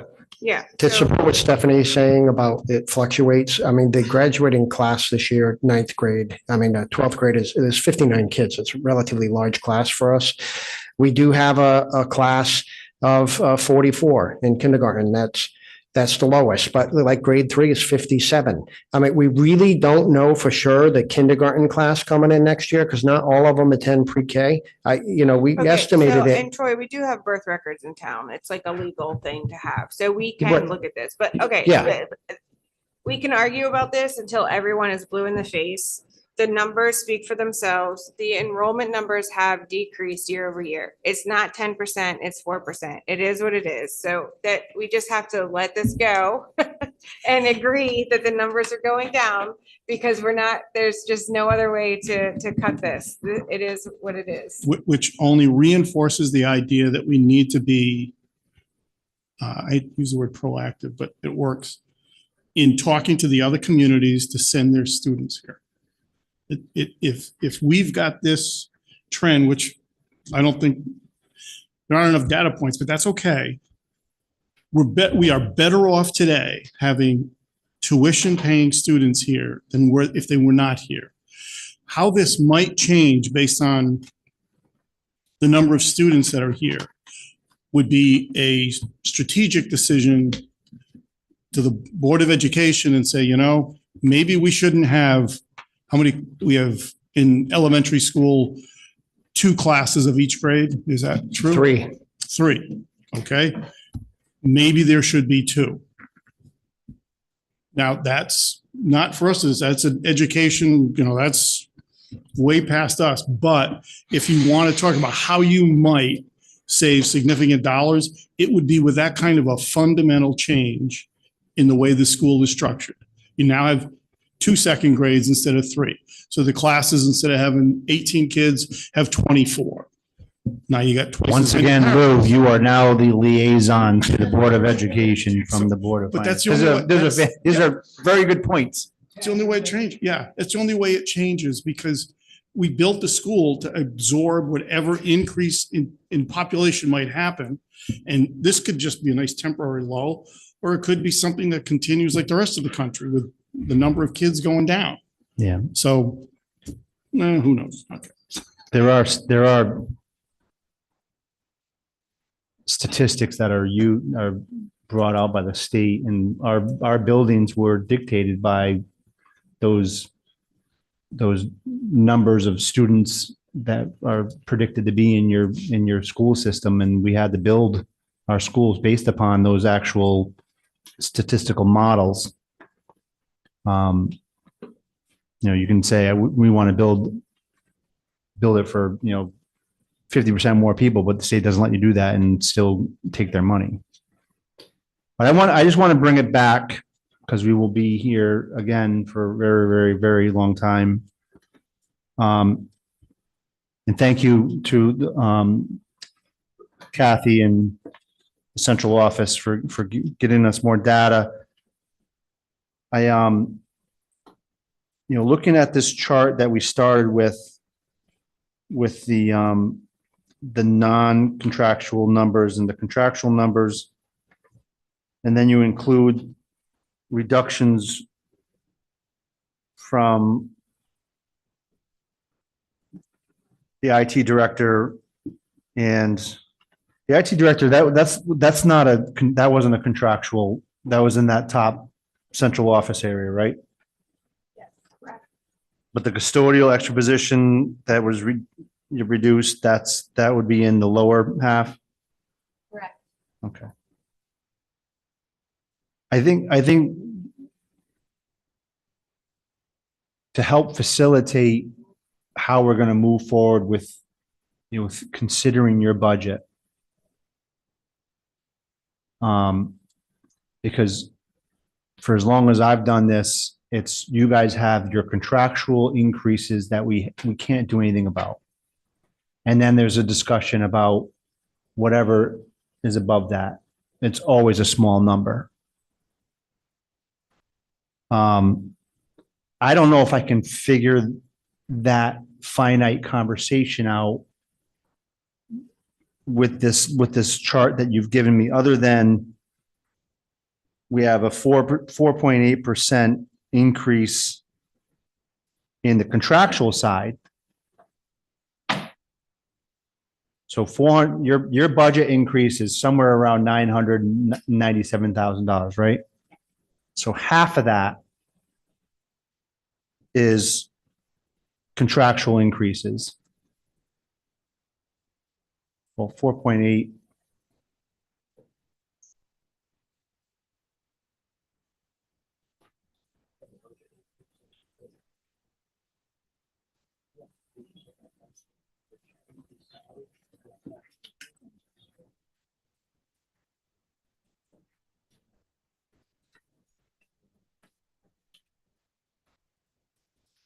Mike, if I may, I was running some numbers and I just wanted to take an extra step back for a second. Sure. So if you go back to the 2023, 2024 budget and look at our total spending. So our 23-24 budget, our total spend was 22.5 million. Our budget last year was 23.2 million. So an increase of 700,000. The proposed budget today is an increase of 1.3 million or an 84% increase in our total spend. So disregarding our revenue increase, which is beautiful, we're looking at a revenue, our increased spend of 84% that's on the table. That's alarming. That's not, it's alarming. Like, that's the only word I can come up with. So I think, like, big picture, while revenue looks great, that's just a number that's unfathomable. So there's a lot of work to be done here, just kind of overall. So I think I have a start of what you were asking for. Okay. So early calculations over here with the calculating team. It says that out of our 6.46% increase, 6.1 are staff, benefits, transportation, and utilities. 6.1%. Out of our 6.46% budget increase.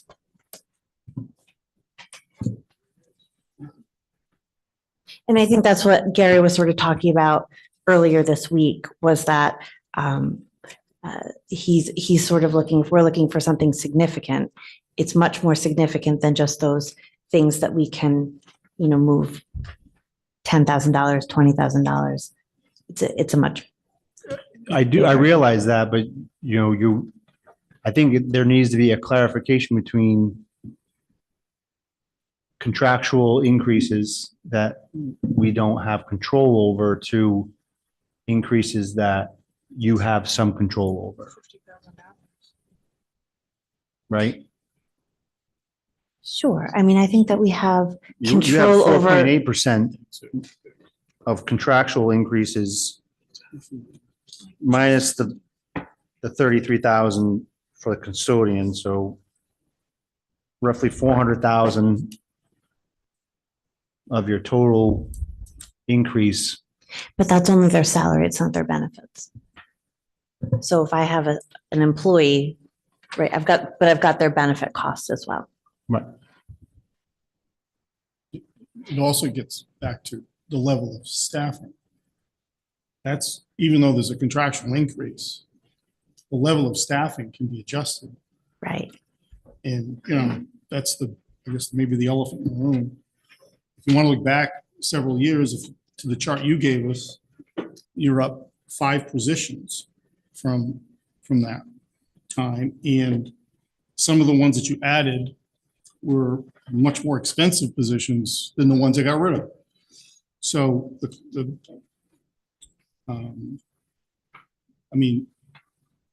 that's almost, if you take a look and just apply a ballpark number to those number of positions, that's it. It's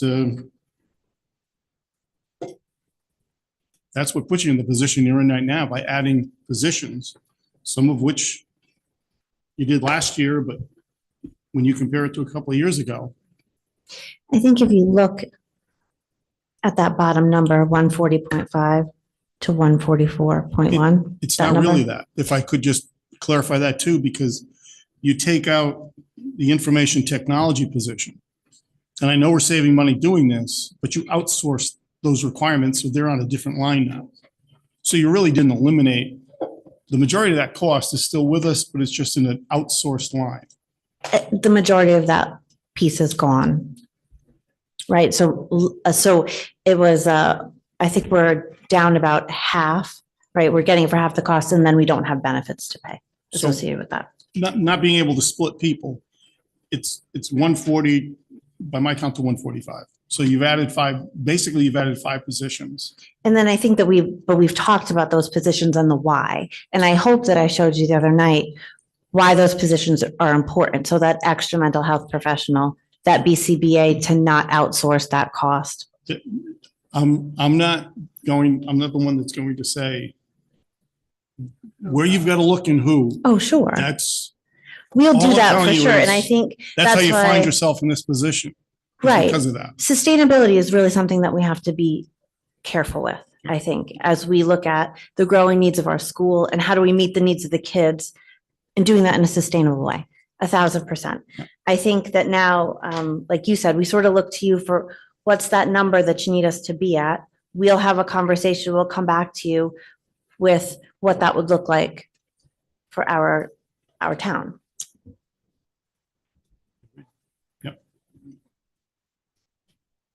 Winona, can you please repeat the facts that you mentioned again? Can you repeat? She was away. Can you please repeat? Oh, yes, sorry, other note, other page. So the 23-24 total spend was 22.5 million. The 24-25 total spend was 23.2 million, an increase of $736,000. The proposed budget as it stands in front of us is a total spend of 24.6 million, an increase of 1.35 million, which is an 84% increase in total spend as they stand today 84 from when? from last year's increased spend. So year over year, looking at our spend from 23 to 24 to 25. I see the increase. I don't see 84%. Yeah, 730. Lou, help me out. It's one- She's accounting. It's 1.2 million over seven. No, go ahead. See, that, the reason that it's like, it's big. It's I'm not big. gonna It's dis- Turn your double. mic on. But you're starting off in year one with, oh, sorry. No, I have my own mic. I'm person nicer, by the way, but that's okay. I'll take it. Yeah, I don't have to share with Gary. Oh.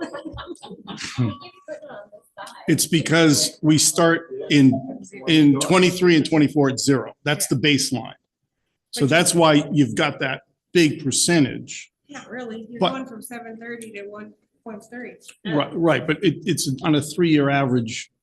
It- If you divided that by 3, it wouldn't be the same. Like, it's not percent of It's still big, budget. right? They're saying like It's still big. the increase compared to the previous matter how you year look at is 84% larger. Okay. No, I know, but he was trying to do the math and I think he was thinking, I don't know, but my assumption was he was thinking. voodoo math on me. No, this is like 7th grade math. I know because I did some of it this year with my daughter. So I take offense to that. I'll jump on for a second. So the curriculum coordinator and was it the head teachers and everything, I guess it's one of the positions is supposed to sunset per contract or whatnot. The Director of Instruction and Learning. Sure, that. Is that planning, are you guys planning on sunsetting that now or gonna have both? The discussion regarding making any changes to that has stopped. I don't think I want to talk about why. Well, contractually, we can talk contract. At the end. We are not in violation of the contract by not acting on contractual language that doesn't take something away. So we can opt to take no action. You can opt to take no action. We can. Okay. Can you tell me the difference between an accountant and a business manager? I couldn't, but I bet the business manager could.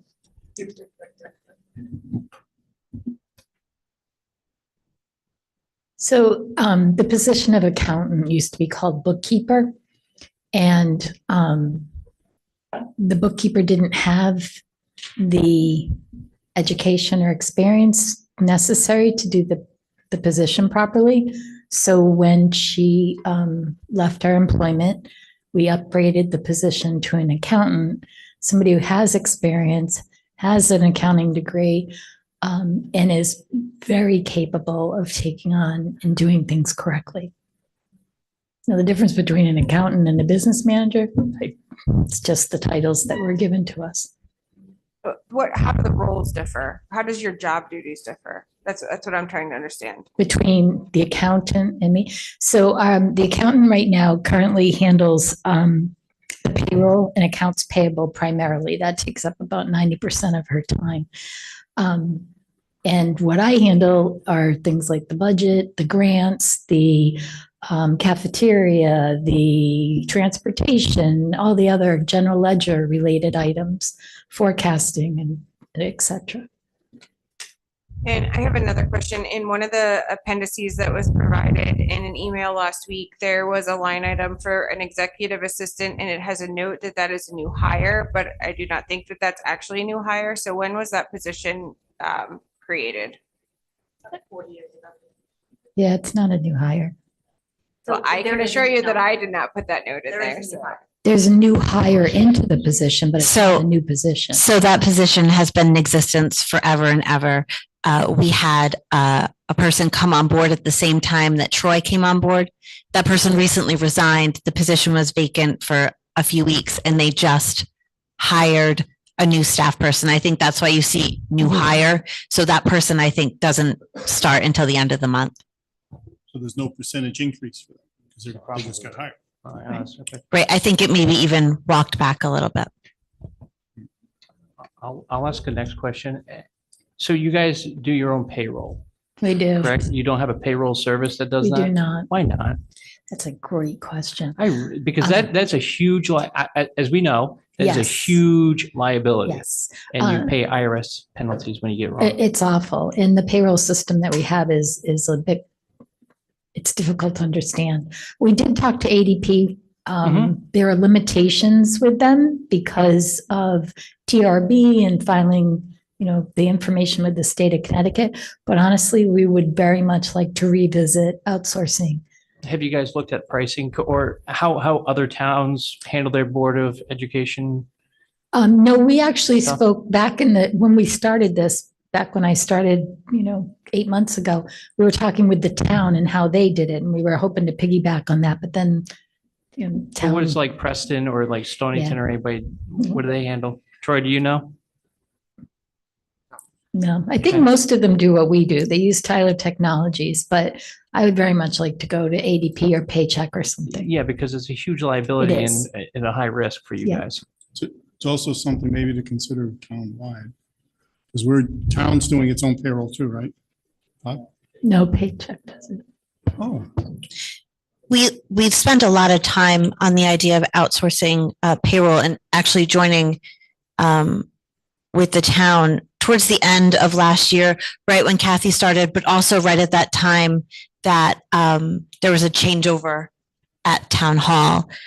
When Troy came forward with the budget this year, I think that the outsourcing of payroll was going to be an additional increase. And so he didn't add it into the budget this year, but it was something that we spent a ton of time on. And I think sort of petered out a bit at the change of all this But stuff. This goes to the fact of if the accountant spends, would you say 80% of the time handling the payroll and remitting the tax and doing all that stuff. Well, The accountant, I believe, still has to enter the payroll but into even a third-party payroll company. I understand that, but you're not spending the hours to calculate all the hours and making sure everything, it's here. They remit all the tax. We cut the checks. Well, we don't cut checks. We just send a No, ACH to the bank. Back me up with this, and you probably know a little bit more about it than I do. you're the responsible party. Yeah. Not whatever software. And at the end of the year, when we do the taxes, the W-2s, that's all us. It's all us. Yeah, but then we don't run the risk of having to pay an extra $60,000 or Right. less than $60,000, whatever that number was. That, you're absolutely correct. So yeah. sometimes it's worth, Right. The spending that money. 941 form alone would be a gift because the accountant isn't doing that currently. I'm doing that. Yeah. yeah, so it would I didn't do reduce, that. it would reduce the amount of work. It would be nice.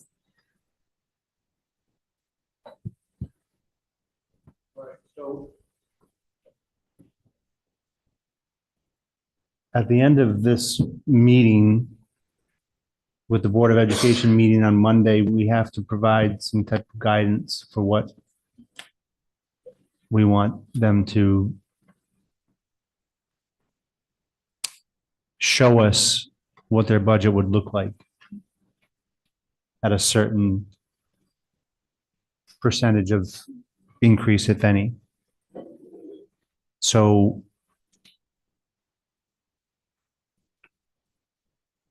with the numbers that you provided on the contractual and non-contractual increases, again, just looking at the contractual increases, it's 427,303. I understand that. So just straight salary increases that we have nothing we can do about it.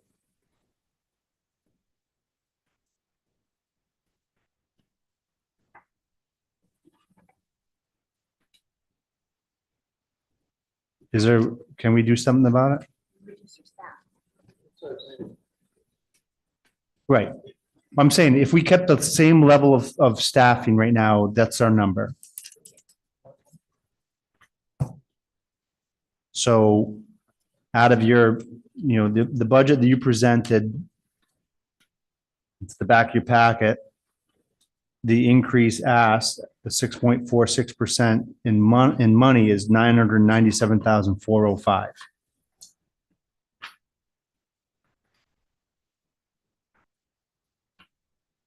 Did you hear me or was Brett yapping? I get the same math. But You got the same math, right? yeah, that reflects the grants so taken out, but yes. So 997,405 is your increase this year according to the budget you provided to us. Yes? Yes. Okay.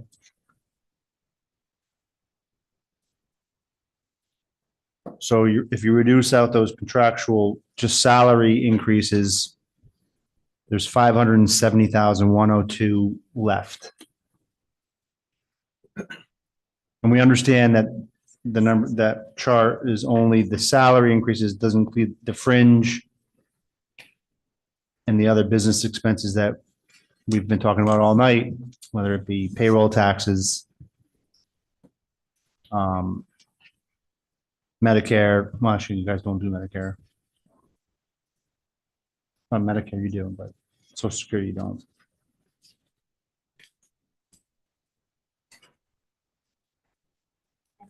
The other big number in there, Mike, that you have to include is like that $100-something-thousand increase in our transportation line based on the new contract.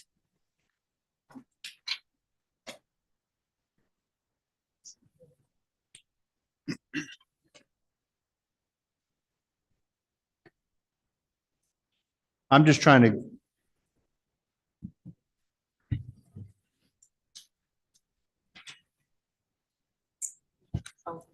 $230,000, sorry. I think that you're trying to help us find like where's the wiggle room? Where's the number that we could move Right. around? If you had a number Sure. that you provided to me saying to maintain level staffing as that we feel as the Board of Education is necessary to educate our children the way you as a board feel, the contractual increases all in,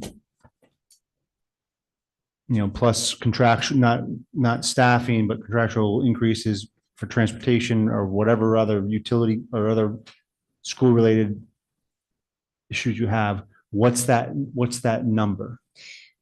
So I think I'm going to sound like a broken record. So that number is the 6.46. So we had the 6.46%. We had an opportunity to make some changes at our last Board of Ed meeting before we brought you the 6.46 budget. And that took away a few things. So it would change the services that our students would receive. And some of those changes also included some reduction in staff. Ultimately, the board decided that they wanted to bring you guys a budget that showed us being able to do what we're doing, delivering the same services to the kids that we provide this fiscal year with the same amount of staff. So that is reflective in this number in terms of like, what do we need to do what we're doing? That's what this number says. So we understand that the number is big and that you're going to be looking to us to make some changes. We're ready to have those conversations. There'll be difficult conversations for us to have as a board, and then there'll be some difficult conversations for us to share with you about what those changes will look like. But we're ready to do that. We know, I think everybody has in their head sort of where we might want to go, what discussions we'll want to have. But So I took a different approach. Go figure. And I'm looking at the town budget at 4.12. The school budget is 6.46. And the reason I use the 4.12 is somebody's got to carry that school maintenance. I know, Bob, without maintenance, you're at 2.4. Across the board, and I can't say this is palatable and would pass by the taxpayers, but I'd say show us 4%. Have to start somewhere, but this is just to start the 4% discussion. between the two of them? Each. So town budget, 4% increase, school budget, 4% increase. It's not ours to say how or why or what it looks like. We let them come back and say, this is what we have to do it. What's that math look like? The mill rate math? I haven't touched the No. mill rate math. It's a question of what they need and what they come back to. The mill rate comes last. No, I think it's- well, I mean, what's the point of going to 4 if we don't know what that does to the mill rate? So we know it's going to drive the mill rate up. Then it's a question of how we solve that.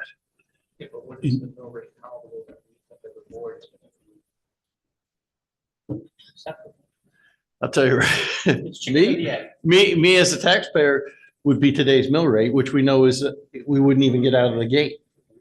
Yeah. Yeah. I can't predict what the town's going to say is an acceptable mill rate, but I can't imagine anybody being pleased with it rising. But we all know that both of these budgets are put together that drive a mill rate increase. And I think, I'd just like to point out one thing, and that is, we keep talking about the contractual increases that we got to make because it's the contractual increase. Contracts have consequences, and when we sign long-term contracts with whatever union we sign them with, those increases, if you want to have this level of support, they come as a price and at a price, and with a contract that creates the increasing burden on the town, those are nice things to have, but you can't have, maybe you just can't have both. And so I know that we're going into a contract here next year, and the consequences of having a difficult contract long-term, it comes back to get you. And that's, I think, part of what we're looking at here. It's got a substantial increase in the salaries of a lot of people, and it's eating into our ability to pay for it. I agree with Lou. I think even if we are able to somehow stave off like staff cuts, if the contractual increases in the next 3 years are similar, we're going to have to end up reducing staff later, right? And so that's a big concern.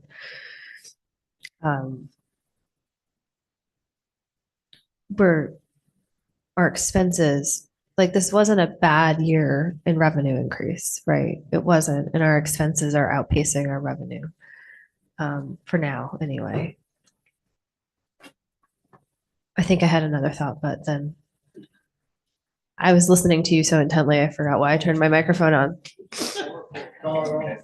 I don't disagree with Gary. I think like we've danced around the conversation all night long, and I know we got to get it out. We got to get like, it's frustrating. This is a really hard budget this year, and I do want to just take a minute to say to not just the school board, also the municipal, but the school. I think has some of the biggest increases. So it's hard to sit here and listen to us talk about this. It's hard to hear because I know this is real for people. This is their jobs. This is their their salary. We're picking apart. And just to kind of like a reminder that the Board of Ed is here to fight for every dollar for our teachers and our kids that's necessary. The municipal government's here to make sure that we don't, that we have safe people out there knowing how to use a chainsaw up 30 feet in the air. Like all of that stuff is important, keep our roads safe, etc. From the Board of Finance, it's our responsibility to look at the taxpayers as a whole. And so it is not at all that everybody here doesn't truly appreciate everything that the schools do, everything the administrators do, everything the teachers do, everything the highway department does, all of that is very much valued by everyone on this board. It's just, this is a tough year. And I think we have to go have that tough conversation. And I think we have a good formula from a couple years ago where it was, show me what the impact is. If we go at 4.5, wherever you land, and then we decide if we think that impact is palatable versus the mill rate change. I mean, I think that's where we're at this point.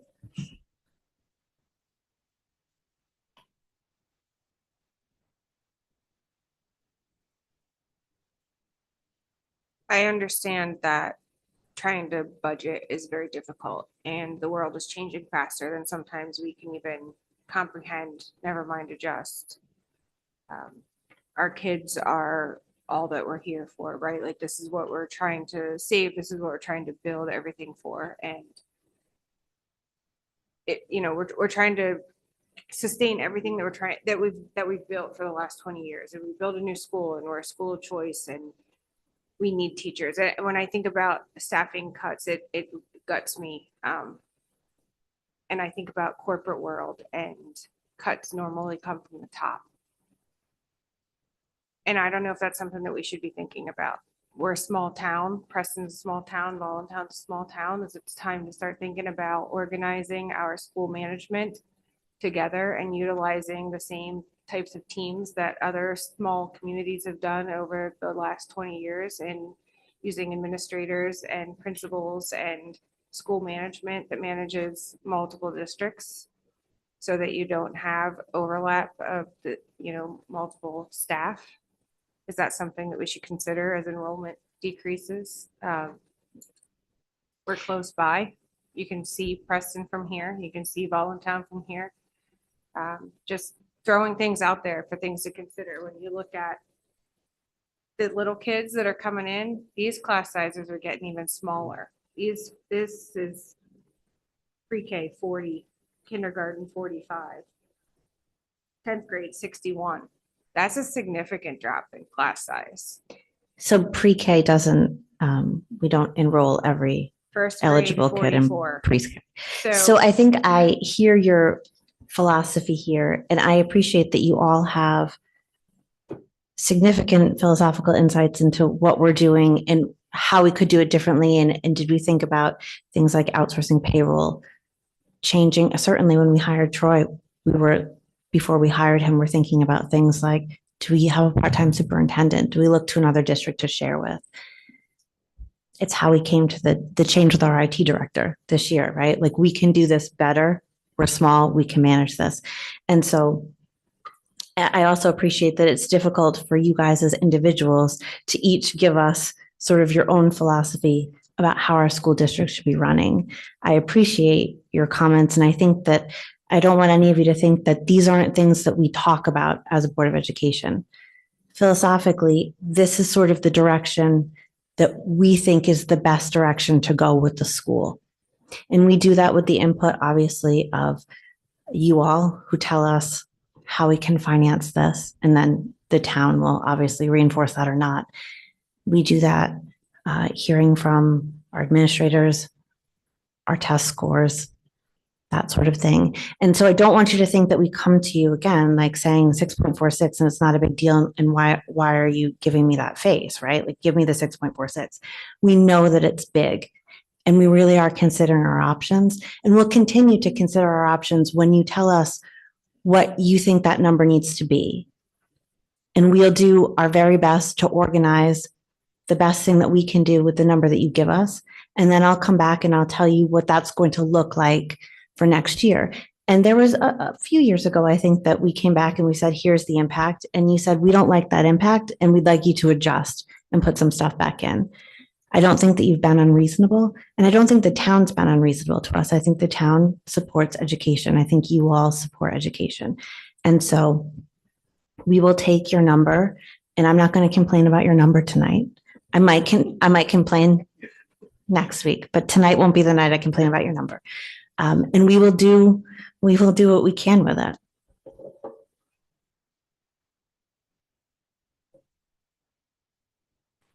Kathy, any chance you can tell us what that? That's okay. Sorry, Suzanne. I got into the cherries. No. Do you have the mill rate production or calculation thing up?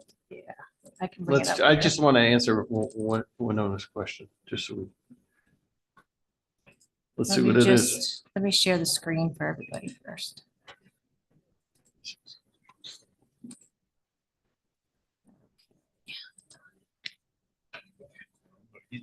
Okay. No, I kept it on this side now. 'Cause I get it. I was offending Sarah.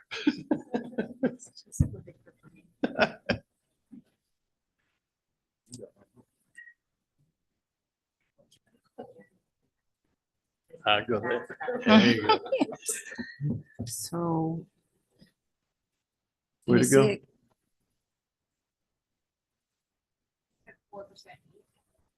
4% across the board. So I look at it as a town budget. The school and the municipal, 4% increase. Town's 4.2. What? Yeah, it could be some math. I don't do math. The 4%, we got, the thing is the 4% for the town side is only for government operating. It has nothing to do with capital Right, or debt. right. So you're going from a 4.12% on the government operating. You know, the change right now is 238,928 to get to around 4%. You're reducing that by about $7,000, $8,000. So it's 231. So add 231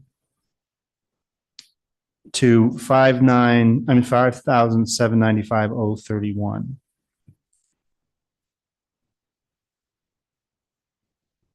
Yeah, I know.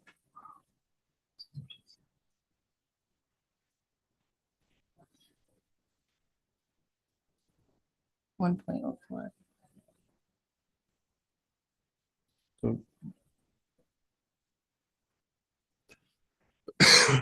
So it's 6,026,031.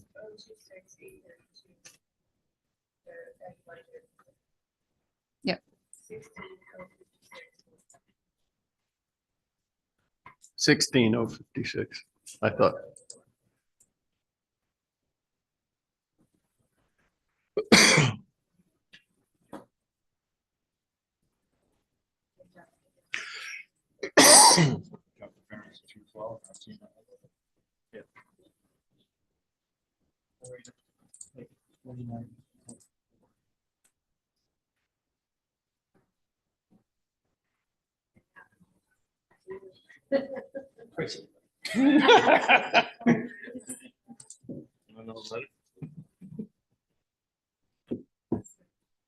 So it's an increase of point. That's Wheel of Fortune, buddy. Yeah, it's about 15.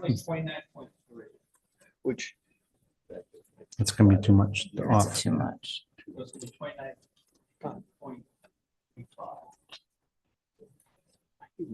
Perfect. Where we started, pretty close.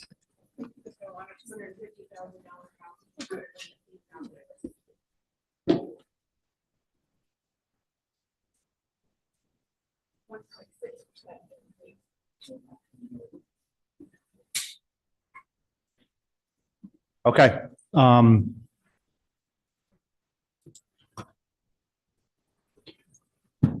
I guess we've done this in the past about kind of canvassing our tolerance for requesting a reduction in the Board of Education budget and the Board of Selectmen budget, their government operating budget only, to no more than a 4% increase from 24-25's approved budget. No. No, this is a straw poll. Tall straw. Yes. Yes. I think we're on Carl? track. I think we could. Gary? Sarah? Amy? Dan? Yeah. Lou? Winona?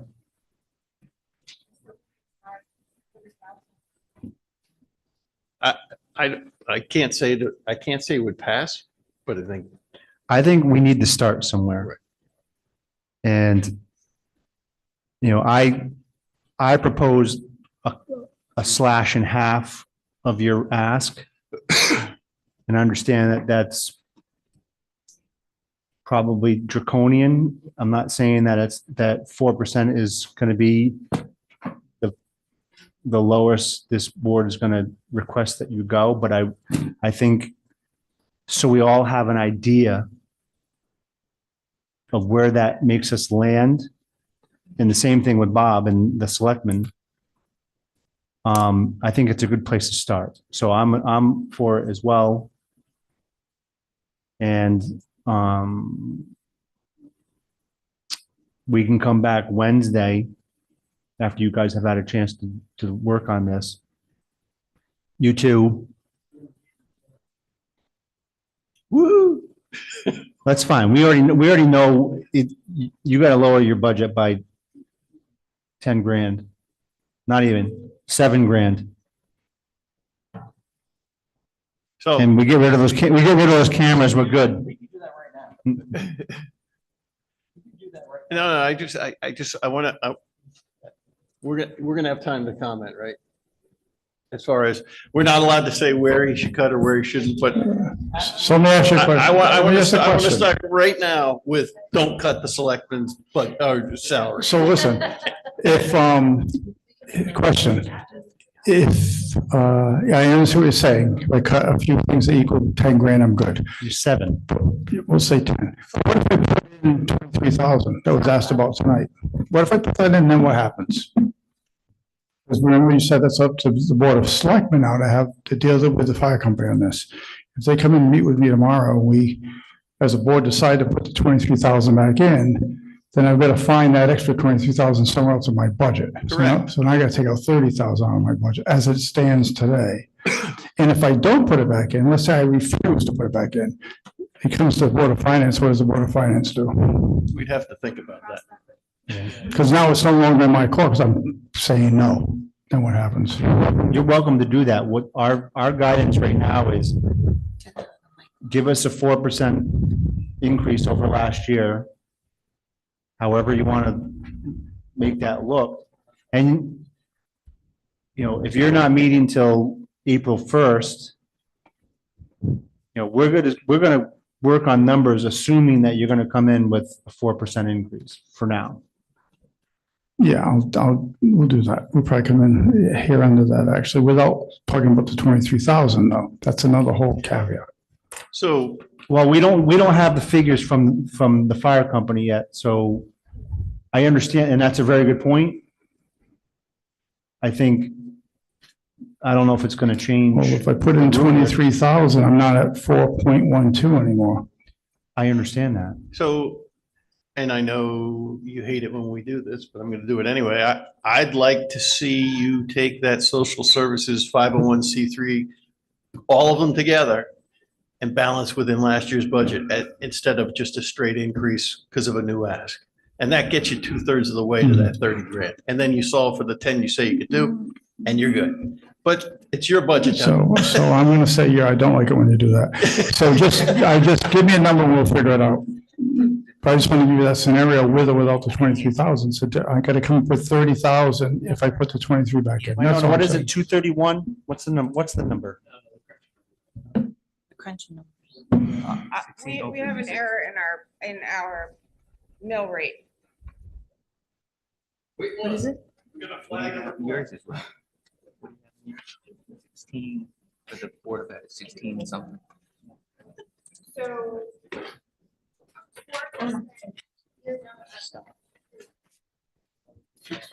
Yes.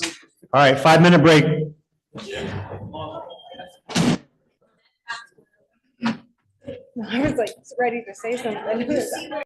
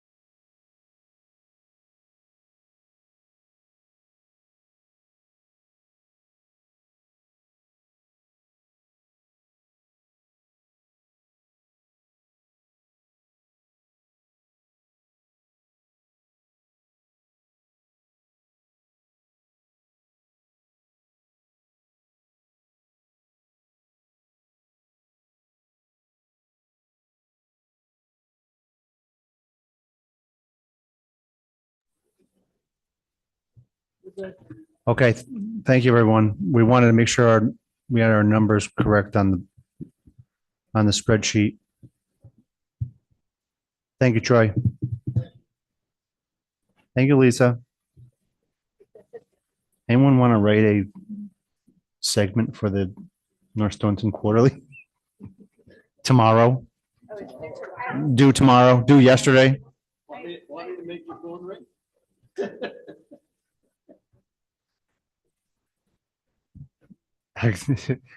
We're in budget season again.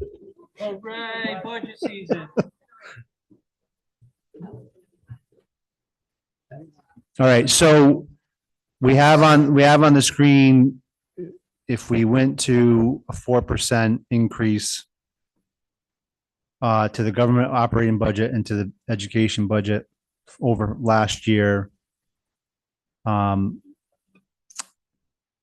what would we have to do with the mill rate to balance the budget? And it's going from 0.02888 to 0.02915. Is that what it is? 35.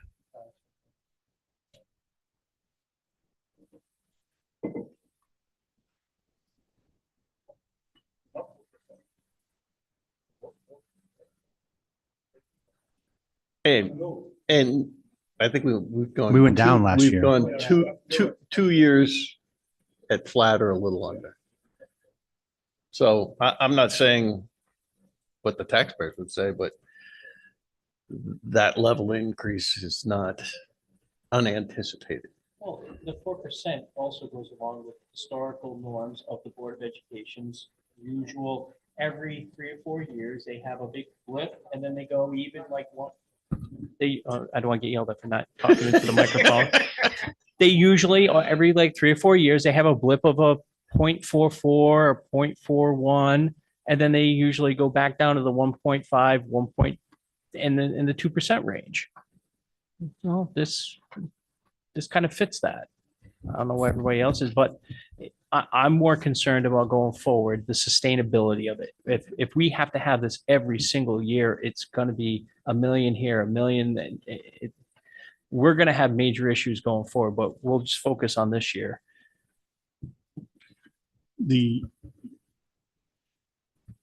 This takes into account the rainy day fund. It does not. So if That would be for later, wouldn't it? I just, well, what, the reason I'm bringing it up is if it comes to that, then we should look at all sources of rainy day funds. Including the lapsing account, the non-lapsing account. I think I think you're talking about mine. Yeah, you're. So we are, with 6.46, we're proposing $122,000 out of that, leaving us, I think, like a little under 75. And I anticipate with these changes that you've asked for. So my recommendation would be that we go deeper into that. I don't know what the board will eventually say, but I think that I can make a good case for why we should move. And it doesn't solve a long-term problem for us, obviously, but yeah, so I think that it is planned to be spent down pretty far. And I think given 4%, you'll see it spent down even further. And I did it to Bob, so I don't want to spare you. I'd recommend you look at administration. Thank you. You're taken under advisement. Thank you for your comment. Any other motion?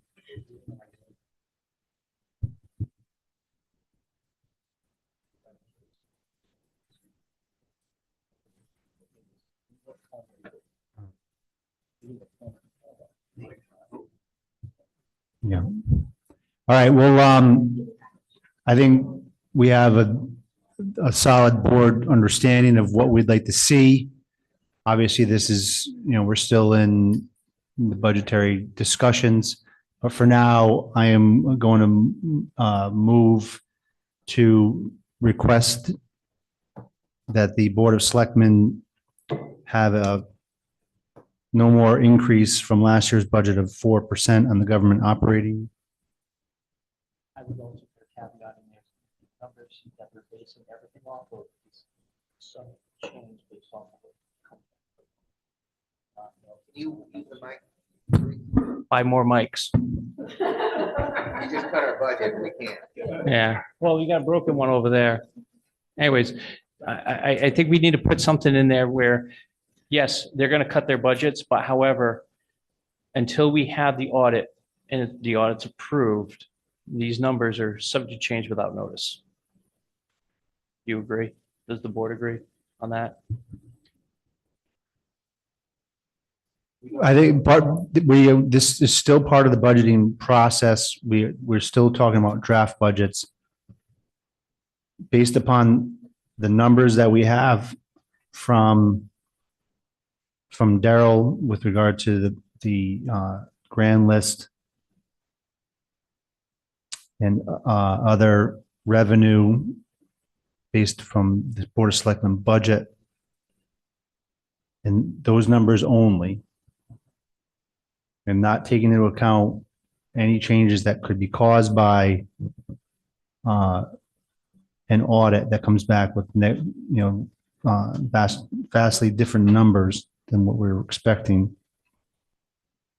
At this point in the budgetary process, we're asking for what you can do with 4% increase from last year's expenditures on the Board of Education budget and the government operating budget,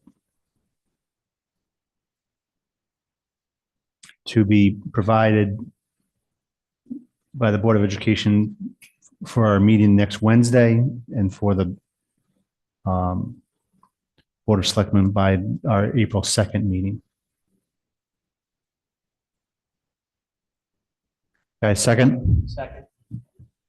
Any What further are the dates discussion? again, Mike, I'm sorry. What's that? What are the dates again that you just said? The Board of Education are going to present to us next Wednesday, The 26th? the 26th, Mhm. and the Board of Selectmen, April 2nd. And is that in line with I was just looking at the full calendar. Is that still in line with the full calendar? It is. Because when is the audit? So that's the same, okay.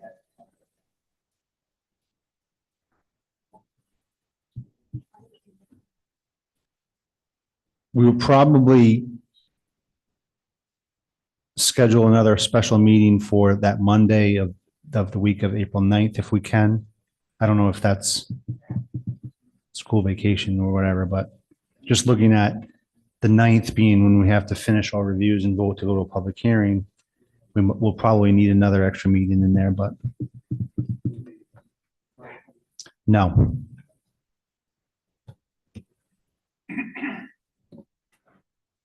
Any further discussion? All those in favor say aye. Aye. Any opposed? Any abstentions? Motion carries 6-0.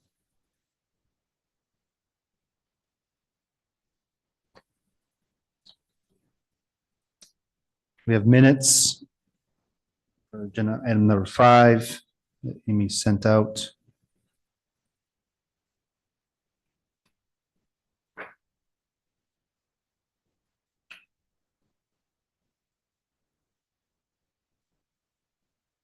Was there a correction that you sent out, Amy? Comma. So it's comma change?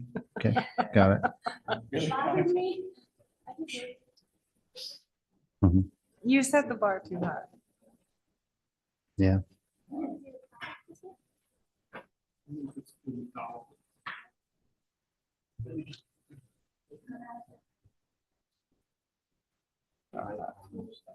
I'll make a motion to accept the minutes on 3/12 and 3/17 as written.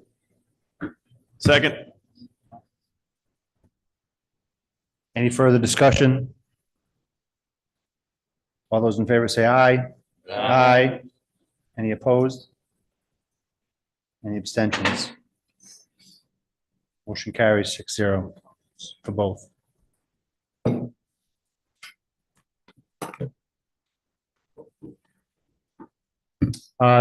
We'll Happy to obtain some public comment. Go ahead, Brian.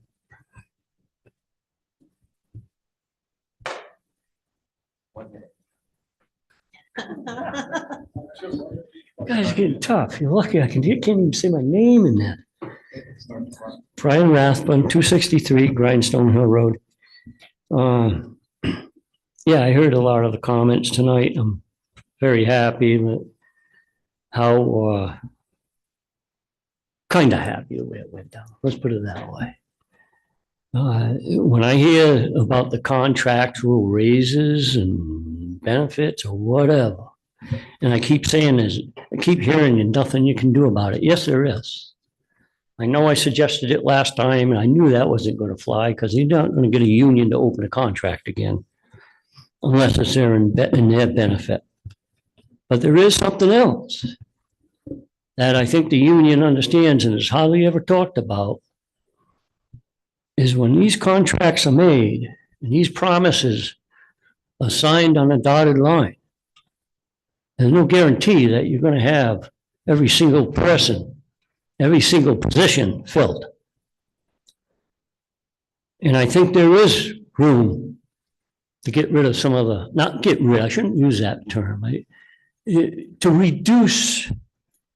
reduce employment. And I hope the Board of Ed is really looking at that because they say they care about the education of the kids. I don't want them to come back and say, okay, we're going to get rid of this, get rid of that for the kids. Really, you got to really look at that budget.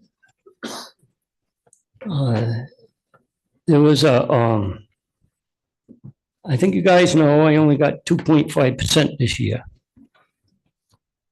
And I'm already cut my budget down to 7 gallons a week for my truck. And I don't go very far. I'm going to ask about this at the end.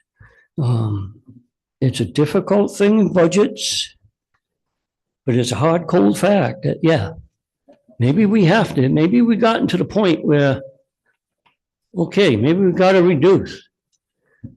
The idea of us having a lower, to have students from another town come in, if we got that greater education, we're top notch, you got to treat it just like a master craftsman. Already done all the little stuff. If we're master craftsmen, then we charge the top notch. We don't charge a lower rate just to have kids come in. I talked to a person today that was from Voluntown. He says they picked the lowest. So their town budget can balance. Interesting. So let's not lower ourselves to a point where we say, okay, we'll be lower than the next school. We're going to provide them an education up here. If we got the education up here, then we charge them. You come here and want a good education, that's what it's going to cost you. That's the way I look at it. The other thing is, you're saying 4%, I'm sure the Board of Selectmen can, I mean, you all read my comments. I know there's plenty of room there to mess with the budgets. I really do. You said 4%. What's that increase the mill rate to?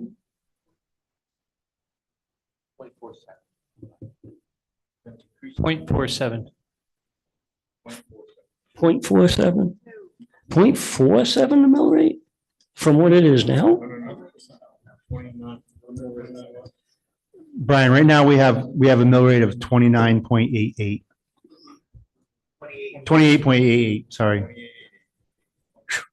This would go to 29.35. Okay, 29. I just needed that for my own. Yeah. And that's all draft. Nothing set in stone. We're not setting mill rates.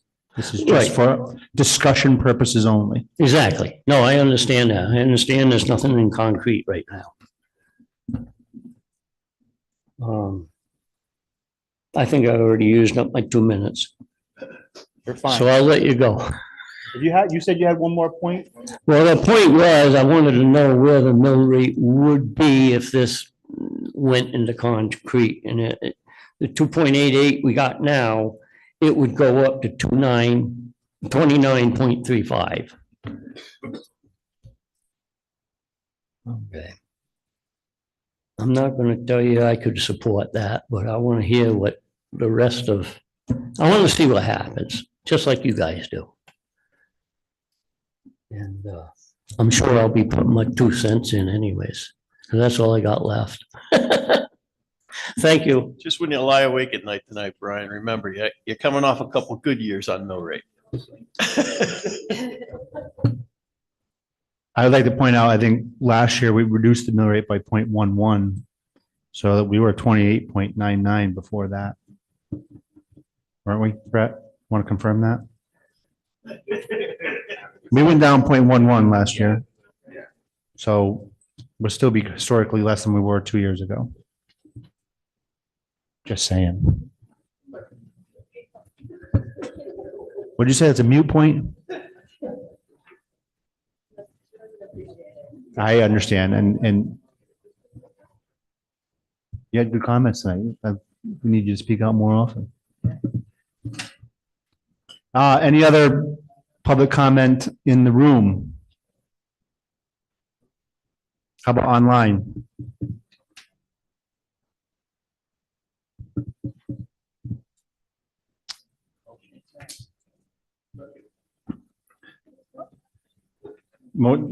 Dan motion to adjourn, Gary is seconding.